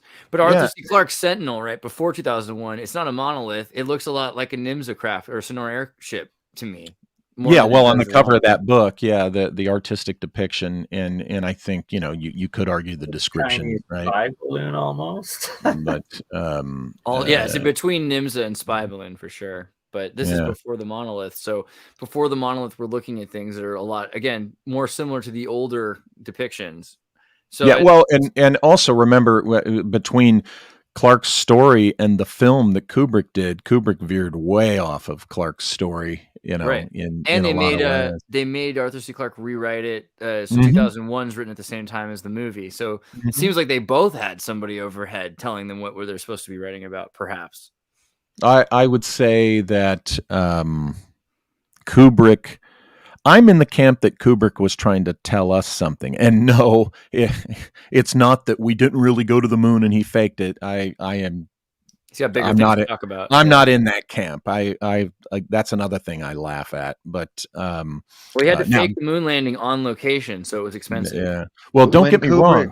When I Kubrick suspect changes they might have something, sorry, shot but some scenes on the ground ahead of time and then used them if and when they encountered. I don't other think so. Yeah, I mean, but this isn't even about the moon. Like, what is it really about? I think the big secret about the Apollo program is that technology that they used to get there and especially to leave the moon was just it was somewhat what we would call exotic. I think that's the big secret. But the stuff we saw was on the moon. We did go to the moon. We haven't been told, in my opinion, we haven't been told everything about the technology used to help get us there and back. And we have not been told everything they found there. That's what I think the big secrets to the moon landings are. Walter, do you think that when they, there's so many little stories and you read so many different ways or sources that it could have come from, but do you think that they really were sort of intimidated by some craft on that crest above them as they were landing? Do you think that story has any validity? Here's the thing. I don't think that story has validity, but I think there's a nugget of truth in the suspicion of something along those lines. Sure. I'm not the only one. There's been people before me that have been trying to point out that particularly our early space program seemed to be some type of palm leaf to something or someone out there. Yeah. I think Joseph Farrell's one of them, but he's not the only one who points out that this plaque, we came in peace, to the moon, was to try to convince somebody out there now that we really were coming in peace. But I think it's very possible that, yeah, something more is known about who's out there and what's out there, and maybe they were walking on eggshells. Maybe there was something, because it's something to those stories, not specifically how it's told with the big craft. Right. But look, that's possible, because if Yeah. there's another civilization able to do that, why not? Why couldn't they have had their ships watching, saying, "Hey, here we are"? I'm not discounting it entirely, but there could be something about the nature of the moon itself. Yeah. I mean, they could have gotten there and just seen everything Richard Hoagland has tried to put in 5 different colors or to get a us lot to of go. it. I'm not buying the glass dome thing, but I certainly have no problem with the idea that they found some type of ruin there, or majestic structures or something would have been enough to Yeah. mystify them. So I think, and then you hear the stories that the astronauts themselves, Right. That's I the think through legitimate sources, they really did say this, like the weird murkiness of their memory, the weird nausea that would overcome them when they tried to go veer too close to certain details. That was They're my other isolated question for like for you. 30 days, right? They were isolated for 30 days when they got back, so they weren't able to have contact with anybody. That was my other inquiry. If we have all these different situations where the astronauts seem kind of off, and if we throw away any information about it being faked and them just hiding that, why did they come back in that first conference? They were so soberingly haunted. Because of maybe what they saw. I mean, think about it. They were up there. They would have been the ones firsthand seeing things that, hypothetically, that we still don't know about. And maybe it was very sobering. Maybe what they, maybe the ruins they saw up there, that can be sobering. Now, I have not personally verified these kinds of stories that we hear. I've learned it from the same sources you guys probably have. I've never really done a deep dive on whether these stories of the nausea and all that are true. To the extent that I'm aware of it, I come away with the impression that, okay, this looks legitimate, but I at the very least, I'm okay with saying, yeah, I think they definitely saw something up there that we're not being told about, that's been kept Why secret. do you think that Buzz Aldrin told that little girl 3 years ago when she said, how was it? It must have been really exciting. What was it like to be the first man on the moon? And he went, well, the big secret is we never went. And then he Yeah, smiles very she's like, why didn't sweetly we to ever go her. back? And then she asked why No, we he never go goes, back. And it's he like, goes, we never went. yeah. And there's a couple of other quotes. I mean, So we still, didn't. He said, well, we didn't go. are We didn't. That's the are we thing. looking for layers of mind control? Are we looking for layers of secrecy and the emotional reaction as Well, such? Or here's are an interesting thing about that. Again, in my book Shimmering Light, I talk about remember, the Air Force was the most turned on of the military branches of MK Ultra. They went off and started their own independent MK Ultra program. This was under the U.S. Air Force Aerospace Medical Division, okay, which was directly involved with putting man in space. Now, we know MK Ultra was real. It's not fantasy. We know the Air Force started their own independent MK Ultra program. That's history. That's not fantasy, okay? We know that the Air Force was the ones who really started our manned space program. So why would we suddenly, if they had developed MK Ultra and we were using this to cover secrets, we know that the CIA came clean in 1973 that they had been messing with this all through the 60s. Why not NASA? So the evidence suggests, okay, that the Apollo astronauts, Apollo 11 specifically, and any of them that went up there, would have had this applied to them upon return. And that could explain the murkiness. That could explain the reluctance, the awkwardness. That could explain the morose. Sort of question how they go in, how we would go into these weird different answers or thought processes. Yeah. And especially There's like a out of sight, out of mind, out of mind, out of sight hex on us all. Yeah, or just even a false narrative laid. Remember that's what MK Ultra would do is to suppress the actual activity. What they were seeking was to be able to lay a false narrative in the psyche over that. It's called psychic driving or piling or something like that. And this is what they were fooling with, and this is what they were having some success being able to do to a degree. So, in my opinion, that's what they would have done hypothetically to the Apollo 11 astronauts, any astronauts that went to the moon. They come back and they're put through that, and a false narrative is laid as kind of a blocker to what they really saw, so they wouldn't talk about it. Which might have been some really Solomonic magic stuff. You don't even know. Who knows what it was? Who knows what they saw? Yeah, it honestly, in all fairness, it could have been anything along the spectrum that a lot of people suspect. But I would just ask then if you're their handlers or how these programs work and you're above them as an authority figure of any kind, why would you go, we know they're going to be really kind of whacked out and don't seem like their souls in their body for the next 30 minutes. Let's stick them on TV. We already got the whole... They waited 30 days, 33 days or something. Did not know that. They were kept in isolation for 33 days. Yeah, okay. Quarantine. I did hear that, yeah. They were in quarantine, and look, what my dad went through, I was told, when I was on active duty in the Air Force, I was told by someone who up the chain from me, not in an official, this is how they do things. This is how they tell you some of the juiciest stuff. It's not in an official briefing. It's a side conversation, in your off-duty hours, okay? I was told what they did to my dad involved hypnosis, and they suppressed his actual memory of the real events that happened. And get this, they keyed the renewal of the hypnosis to the cycle, to the full moon. So the way they did it was every month when he would see the full moon, it would reactivate in his psyche and suppress. But here's the thing they couldn't control.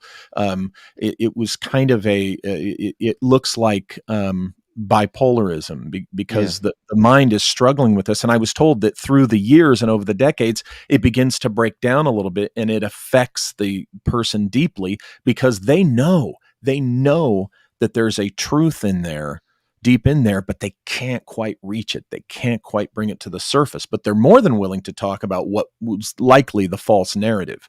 And my dad would get really emotional.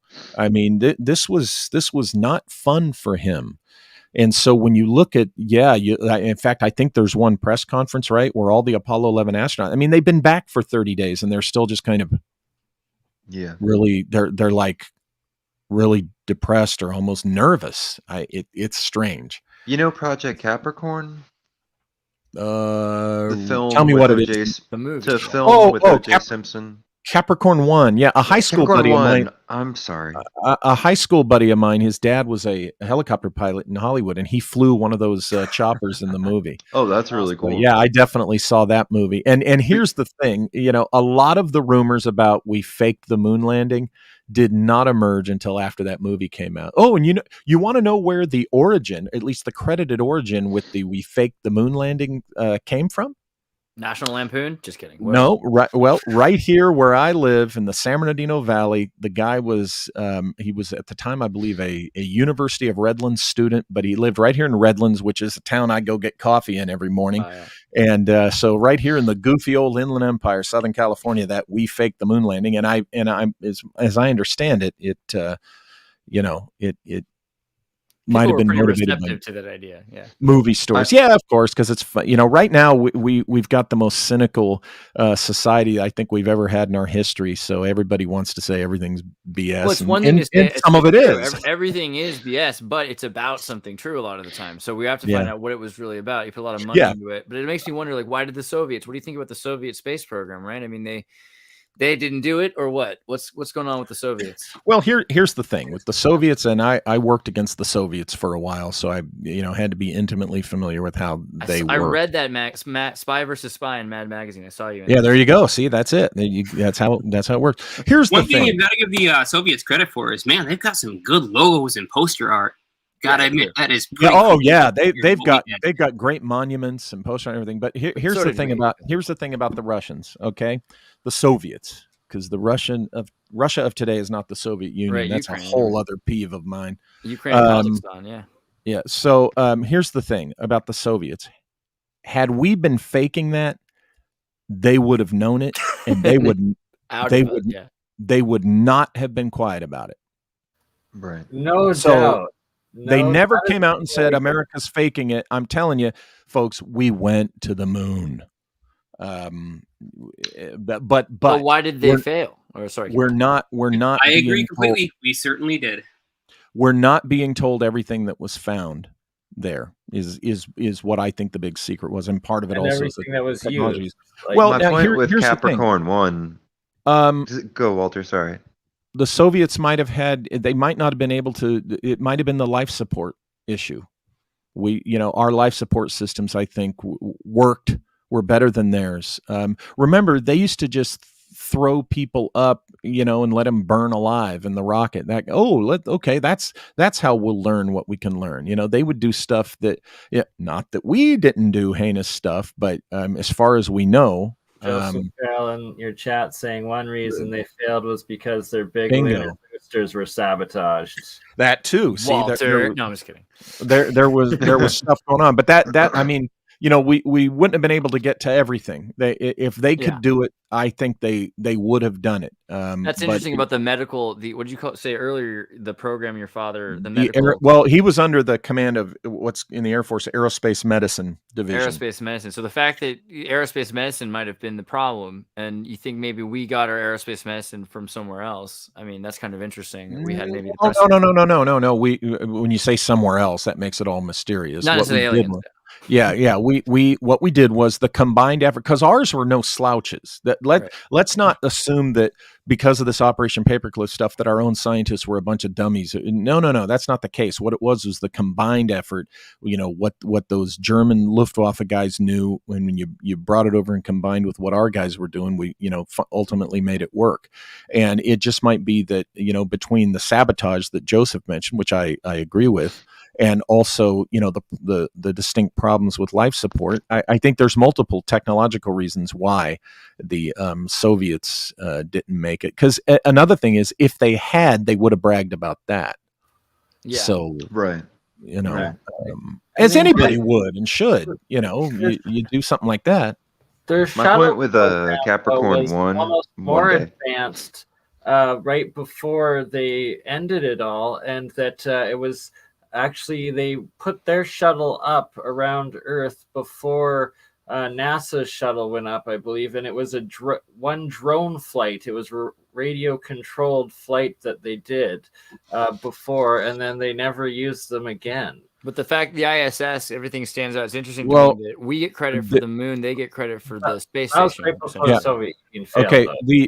First of all, the shuttles, the Soviet shuttles, it must have been some other model of shuttle, because the Buran, I think it's called, that was a total ripoff of our design, and it was a hollow model essentially to say, hey, look, we're doing this, but nothing ever happened with it. So if they got some shuttle thing off the ground, Well, that's the one I was speaking of. The Buran never flew. No, it never went up. Okay, my mistake. I thought I had read that they sent it up once before, and it was unmanned. It was radio commanded. No, that sounds like, that's, from what I understand, that's an apocryphal Internet tale. story could be. Yeah. It sounds like the Nazi missiles with TVs on them to be more or less the first type of drones, but unrelated to air and space. Space programs. But I was going to say, the reason I brought up Capricorn 1 was because it seemed, if you examine that movie and you kind of put yourself in the shoes of these guys who trained for years and years and got everything together, education, physically, whatever, to be an astronaut, and the day the mission is going to happen, they just walk them into a side room and they go, we know your daughter's on her way to school. We can take that car out, no problem. We know your wife and your son is on a helicopter. We can drop that helicopter right now. So you need to understand, as you're walking out there, you're saying you went to the Mars, and you hit the Mars. You're saying you went to Mars, etc. And I just use that example to be like, well, if I went through all that, I really had to lie about something so colossal after trying so hard personally, I would look exactly like the astronauts in that 33 days after, kind of weary of the hand that feeds me with NASA and the government now, and also just kind of scared for my life, or scared for what existence means now, or you can't really tell what's going on with their existential breakdowns. But I think that a lot of other note I wanted to add in Paperclip, when you guys were talking about it earlier, I think we always overlook a lot of stuff that we brought over that wasn't just because we needed rocket scientist von Braun. And I think the intelligence sector, and as far as us arming it and throwing it back into Germany to fight Russia and everything else, I think those were huge pools of stuff that could have gotten far into exotic weaponry, the crossover between exotic occult concepts and stuff like that. I don't think we got the Vril team, or they disappeared on De Glock. Well, there was no such thing as a Vril. The Vril and the Hanabu, that's all bullshit. We were saying that earlier. And the thing wait, that was the Vril. Whoa. Even The Maria Vril was flying saucer and the Hanabu are all bullshit. That's fine, Walter. I thought you were saying there's no Vril. That you're right on the saucer. The saucer stuff. Sorry. Well, how are you defining Vril? Are you defining it's like a orgone energy, like energy that was used by these super long-haired women who were not the Thule, they were not the Black Sun, they were not. Wait a minute, you meaning that Marina Orsic stuff?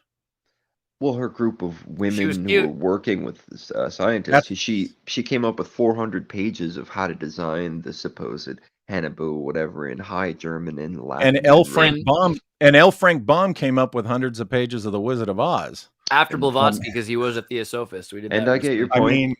I do get your point. It's questionable. The whole Maria Orsic thing has been proven time and again to be very questionable.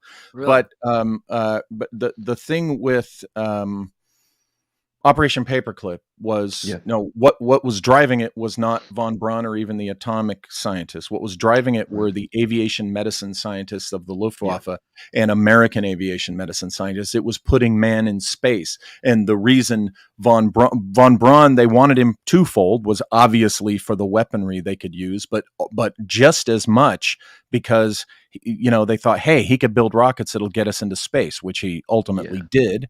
But the real driving force was the goal to put man in space. That's what was really driving Operation Paperclip.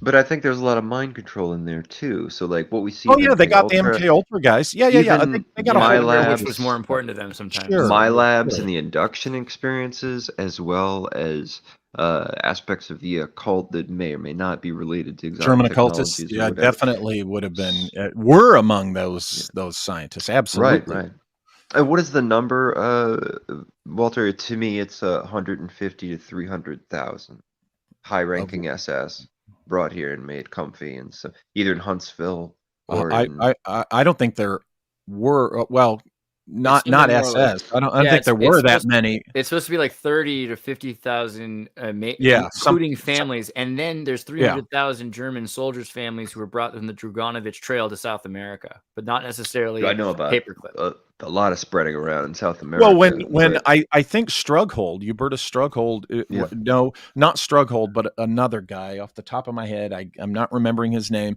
but when it was discovered by journalists in the United States and Canada, how deeply involved this particular guy had been involved in the heinous experimentation in Nazi Germany before and during the war, before we got a hold of him, the U.S. Air Force was embarrassed publicly. So here's what's interesting. They didn't hand this guy over to the authorities back in Germany. They escorted him on a plane and sent him to South America, where he was received by Germans there. This was the U.S. Air Force did this. So I find that, and that's in the actual, mainstream history of Operation Paperclip. It's like, whoa, wait a minute. It used to be, it was supposed to be that they would say, well, you're going back to Germany. We can't have you here. But they sent this guy to South America.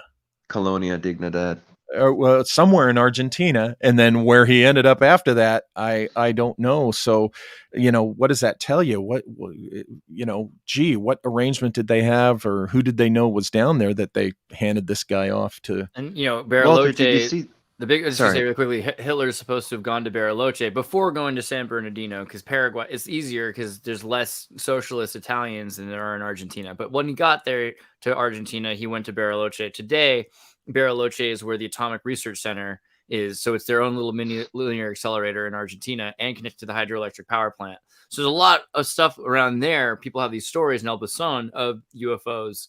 That's the epicenter in Argentina for UFO stories. Did anybody watch Hunting Hitler, a special forces operator, Green Beret guy? Can't think of his name. I also swam that lake when I was in Bariloche to get to the island where his big concrete stone manor is supposed to be. But that's again one of the reasons why I was convinced he went to Paraguay, because there's a lot of evidence for getting him out into San Bernardino. San Bernardino today has got the most poisoned lake in all of South America. Like nothing can live in it. It's all. I think Mengele and a lot of people like that kind of came in and out of this arrangement. They could have had another safe place, or they could have met here, or whatever. But nope.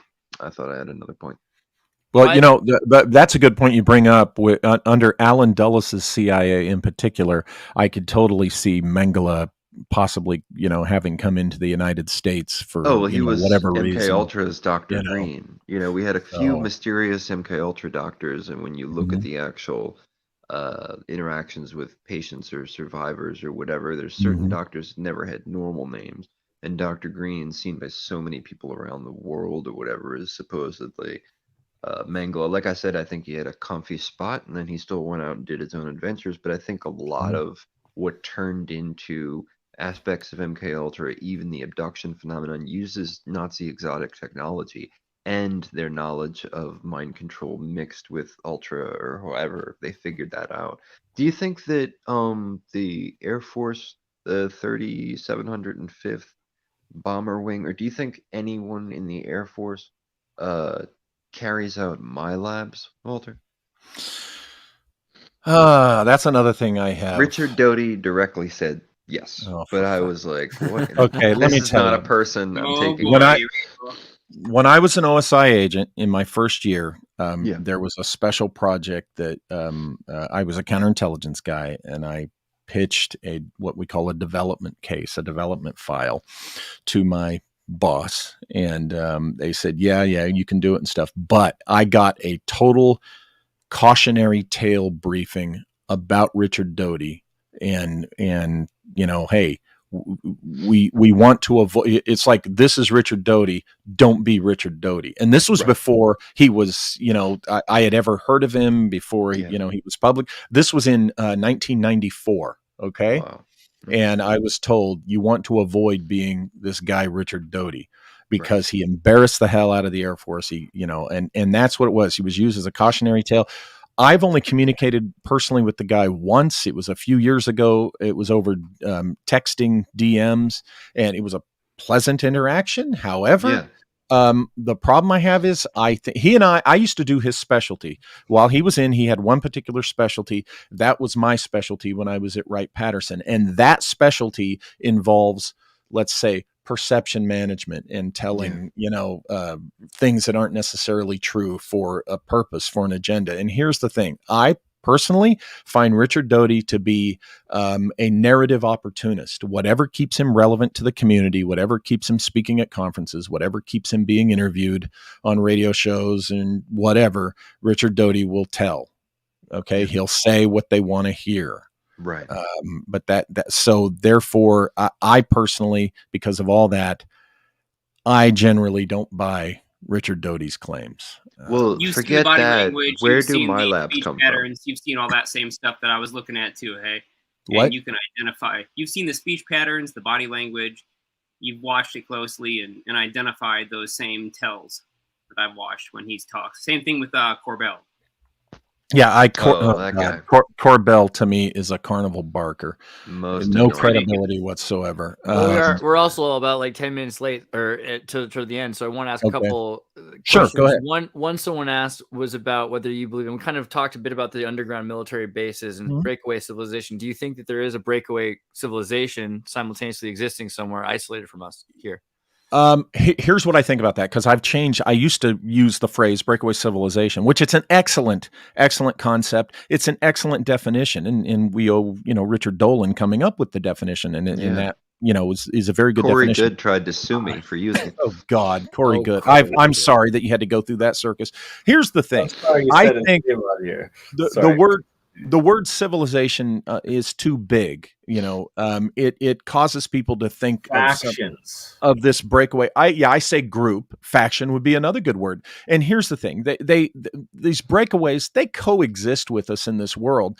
They just have access to, as Dolan defined, they have access to resources, both material and financial or whatever, to do kind of their own thing and have access to technologies that we, the common masses, don't have, and the ability to develop these things. So what it is it amounts to their existence is that much better than ours, and certain technologies they've developed may be asymmetric to the line we've followed. So like Elysium. Yeah, kind of, but on a much lesser scale. But right. So I think these breakaways exist. Absolutely, I think, and I think there's probably more than one of them, but it's not as far developed or as wild as people's imaginations like to think. TR3B real or part of that, or just a conspiracy? The TR3B? Yeah, then you're getting into possible. I've got no problem with the Aurora, the TR3B, something being a nugget of truth about that, because I mean you learn pretty quickly when you look at that stuff, particularly if you work around that world like I did. Look, whatever.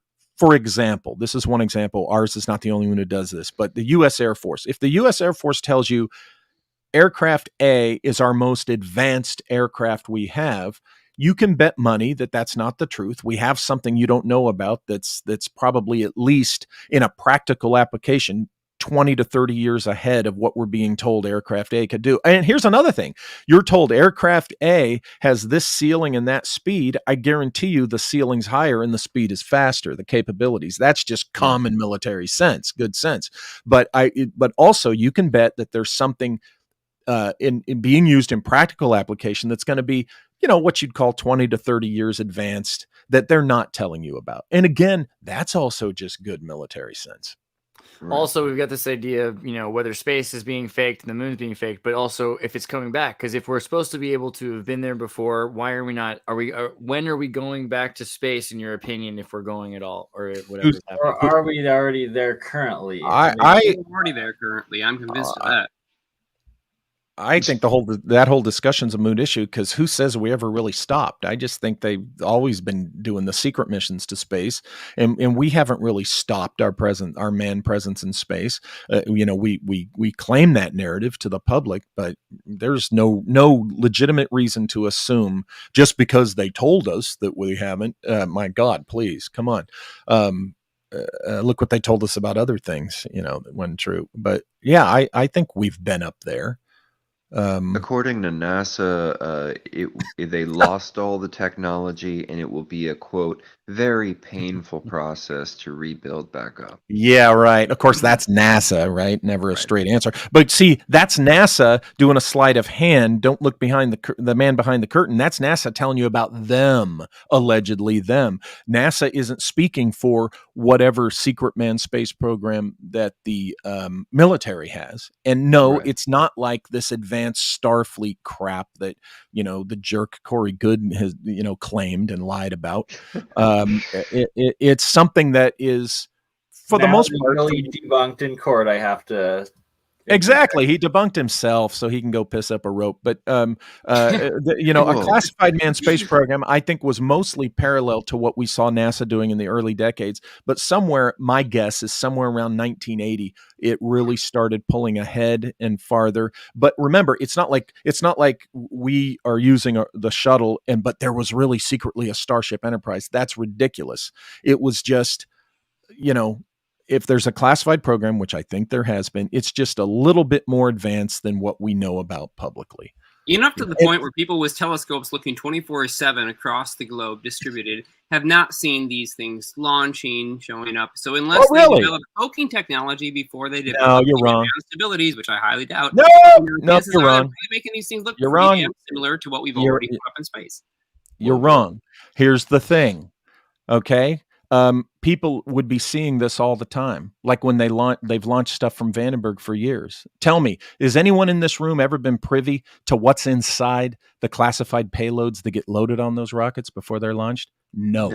Well, I'll sign up for the first to be privy to it if you want to disclose, but no, unfortunately, I don't think any of us have. I don't think that's right. Now, I'll tell you, I've been the closest because one of my bosses who I referred to, she was the OSI agent who was briefed in and assigned to be the OSI agent when these payload pods were escorted from their point of origin to Vandenberg or back. So here's the thing, who are we to say that that the payload couldn't have had a live crew aboard? And people say, oh, but the telemetry signal, it would have revealed it. Oh, come on.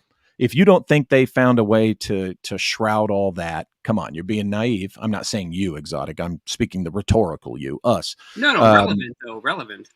But here's the thing: we could have been putting people in space right under the noses of the public, disguising it for years. Classified, disguised, and I always get the guy that says, "Well, my Uncle Steve was a security troop at Vandenberg." Well, I'm sorry, but Tech Sergeant Uncle Steve was not briefed in on what was on board that rocket. Sorry, So it's from my perspective, with my experience around that world, that's the possibility that I suggest it be considered. So it would have been a lot easier. It's a lot easier to have put people up in space secretly than people think. Oh, absolutely. Yeah. It's just take a look at some of the rockets that have these arrow spikes on the front, right? They have these towers. I can only hear one at a time. Right. For the love of God. All right. Not Data and Star Trek. Go ahead. I was just saying, like Diego Garcia as a location or Antarctica as launch locations as well for secret space. It's the perfect spots that. There you go. A lot easier to hide. There you go. I mean, Antarctica's got a lot to hide. No one's gonna see it. Yeah. So East LA's got a lot to hide. Downtown, I bet you that there's some space programs. Hey, what about? And we don't know the imagine there could be some technology that some type of launch vehicle could be launched from a nuclear submarine that surfaces out in the middle of the Pacific. That's what I South tend to imagine. Pacific, Yeah.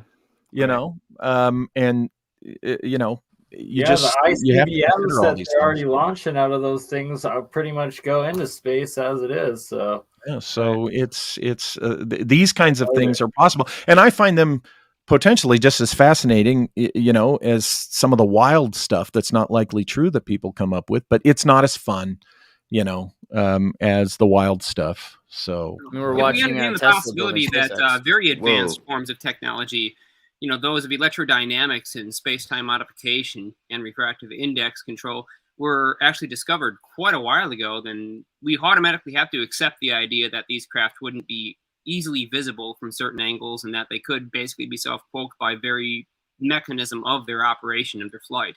Yeah. And so that stuff is entirely possible. I mean, going back, you know, to the 1800s, some of these strange events have been observed and reported. Yeah, exactly. And so do we really think that it was just dropped, forgotten about completely? I mean, why did this stuff pop up and then completely disappear? Even archive.org has been forced to delete or completely remove any traceability of certain things that they had posted. They should have never been online, apparently. Well, two things real quick. Number one, in defense of Frank bringing up the Vril stuff, I mean, it could simply be that the people talking about the Vril energy, it was actually something very real, that they were just calling it something else. You know, they were on to something that was real, but they just, you know, didn't know how to describe it in terms we would today scientifically. The other thing is, remember, anti-gravity research was something that was open source. It was in popular in science and stuff like that. But somewhere around 1958, many people think there was a breakthrough because suddenly that stuff disappeared from open sources. Right, And exactly. I want to point this out, too, yeah. since we're just, you know, crossing over the 2-hour mark. You know, the idea, the whole Vril thing might just be a conspiracy. You could say it's misdirection, but here's what I've found. Yeah. As an experimenter, engineer, and researcher, what I found is that research into the Vril has brought me through searches to viable, testable technology that I can replicate here in the lab. So whether or not the entire story as it's portrayed is there historically accurate, even if it's completely false, not the kind of thing you tell your friends. But if you want to take it to the lab and test it, electrodynamics is a highly viable technology that has been entirely under-investigated, and it operates by a mechanism not recognized in today's physics. Even in quantum electrodynamics, we have a serious problem where all of the variables that would generally go to infinities in their system or in their calculations have been gauged out. And so with this gauge factor, we remove the ability for electromagnetic systems that synthesize magnetic or electric fields to produce a change in the refractive index. If we accept that every single magnet or every single transmitter, every electric or magnetic field produces a fundamental change in the permittivity and permeability of that space-time, now we have a mechanism to modify that very fabric of space which we all exist in.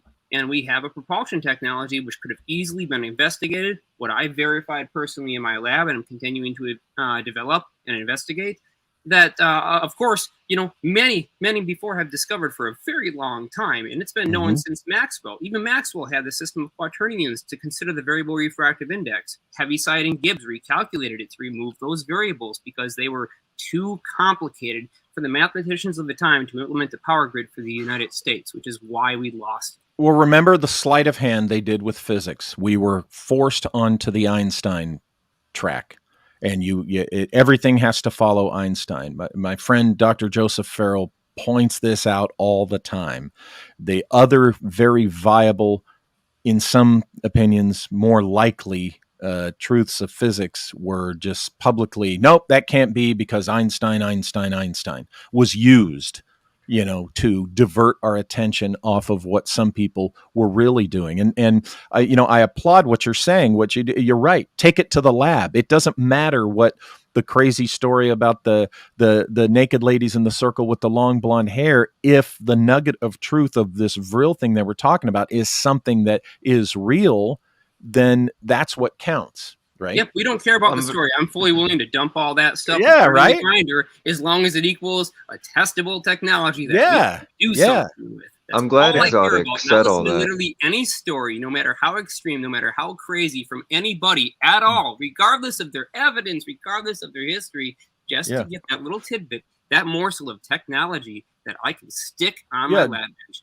Don't throw the baby out with the bathwater. That's what I say about all the kind kernel of of truth stuff we do. Yeah, where we're looking into this weird stuff. So, guys, I'm make sure you glad also that- go to. I was going to say, make sure you go to Walter Bosley's YouTube channel and subscribe, because he has some underviewed videos that you definitely need to see. I mean, these are incredible. And agreed. Let's drop also, another link for that. I am going to subscribe. I will do that to it too. for But sure guess after what? this If you interview. haven't figured it out, you can go to also Walter Bosley.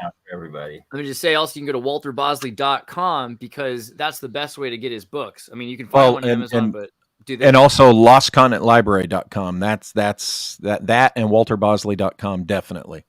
Yeah. Sweet. Right. And so you can wait, lost. I spelled it wrong. What did I do here? One super chat before it all starts. What does Walter think of Giant of Kandahar story? You know, I personally, I would love for that to be true.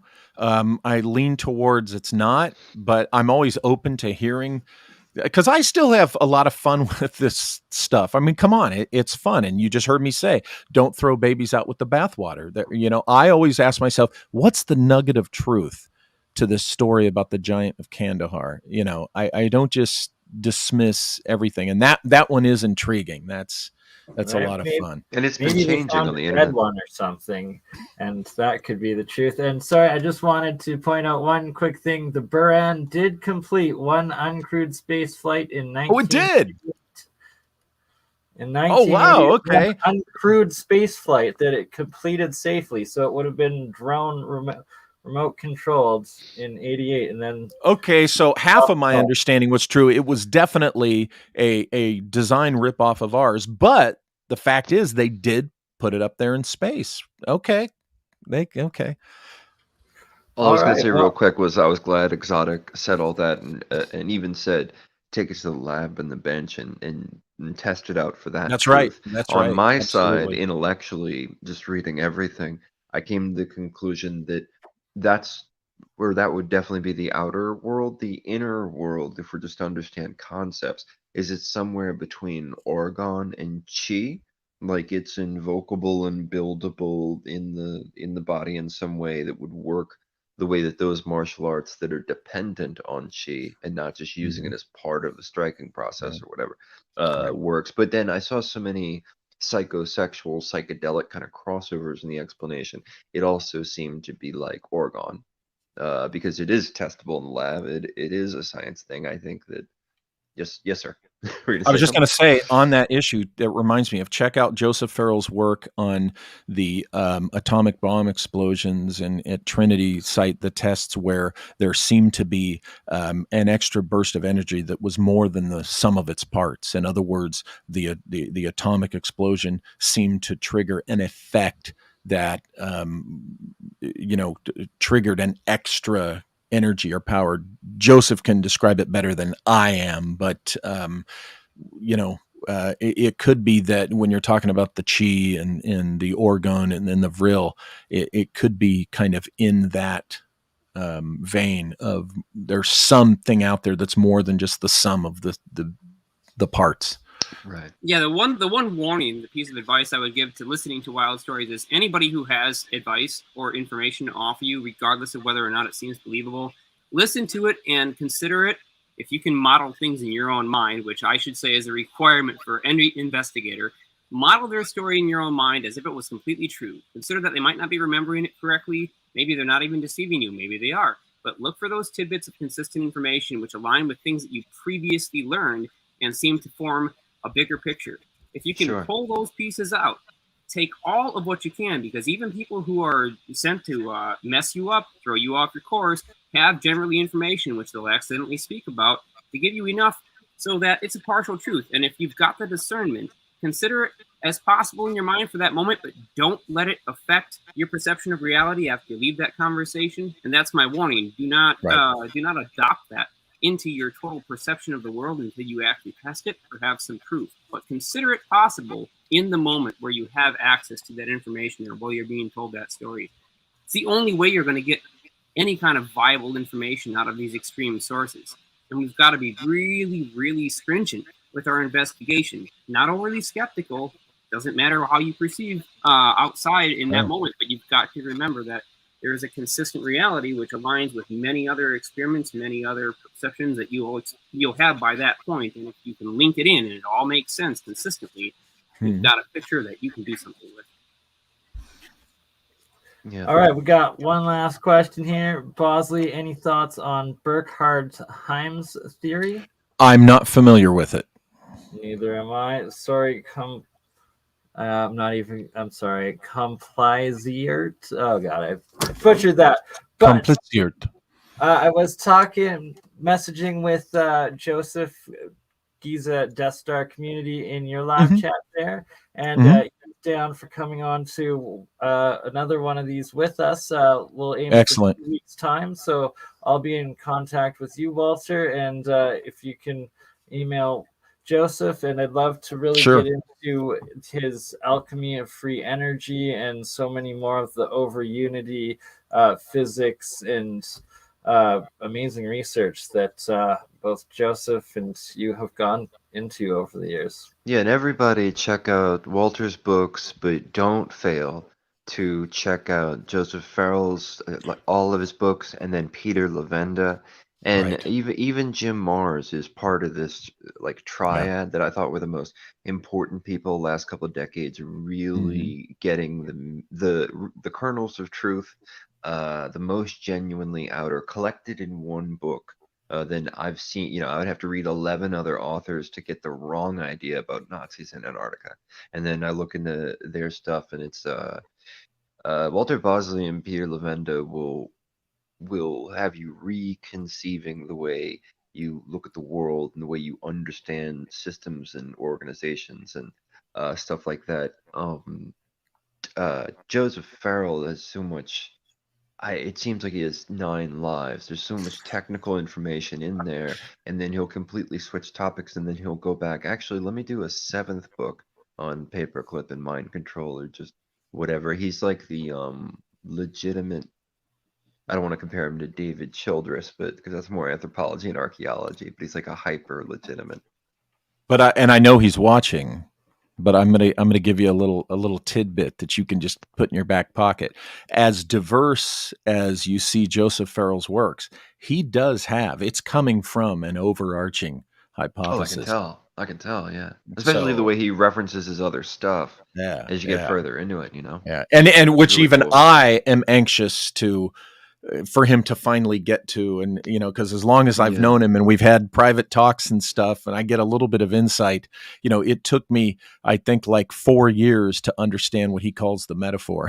He's probably laughing right now, and I still am not a master of it. It took me 4 years just to grasp, the basic concept. So yeah, and Peter Levenda is really great. I had the most polite falling out with him with his decision to go forward with the TTSA. There's actually an interview where for an hour and a half I'm just stoning him with so why you?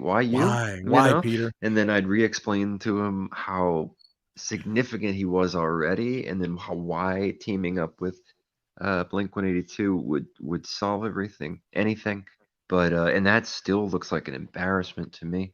But he's one of my favorite authors for the past decades, outside of comic books. And I don't know, I highly recommend Levenda's stuff. Maybe not post TTSA, because even the books that he wrote with TTSA, I did not find moving beyond a Ancient Aliens episode. I think that was a gig for him. Sure. A well enough paying gig, and he had to stick within their narrative. In his defense, I also think Tom DeLonge was used, by perception management operations guys. But that's another. They were discussion. asking for thousands and thousands of dollars to build a spaceship, and they were releasing children's books and all sorts of things, pencils and backpacks before they did anything legitimate. In general, I'm sorry, man. What's that? Anything like cultish and releasing children's books, not a good combo in general, usually, right? Well, especially if you're saying you're going to bring out the big truth we've all been waiting for, but you're going, wait, first, help us crowdfund a spaceship. We need to just build one. Exactly. That's the first goal of you learning what you've seeked all these years in the answers and esotericism and ufology and etc.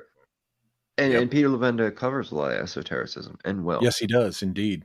So, Well, thanks, guys. I appreciate you having me on in this Thank you discussion. so much, Walter. It was amazing, and yeah, I'll be in touch, and we'll make sure to do this again in 2 weeks' time, and include the amazing Joseph P. Farrell, and just That'd be awesome. bringing these minds together. It's been an honor. It's awesome, and thank you for all you've done, good sir. Thank you. Yeah, thanks, Walter.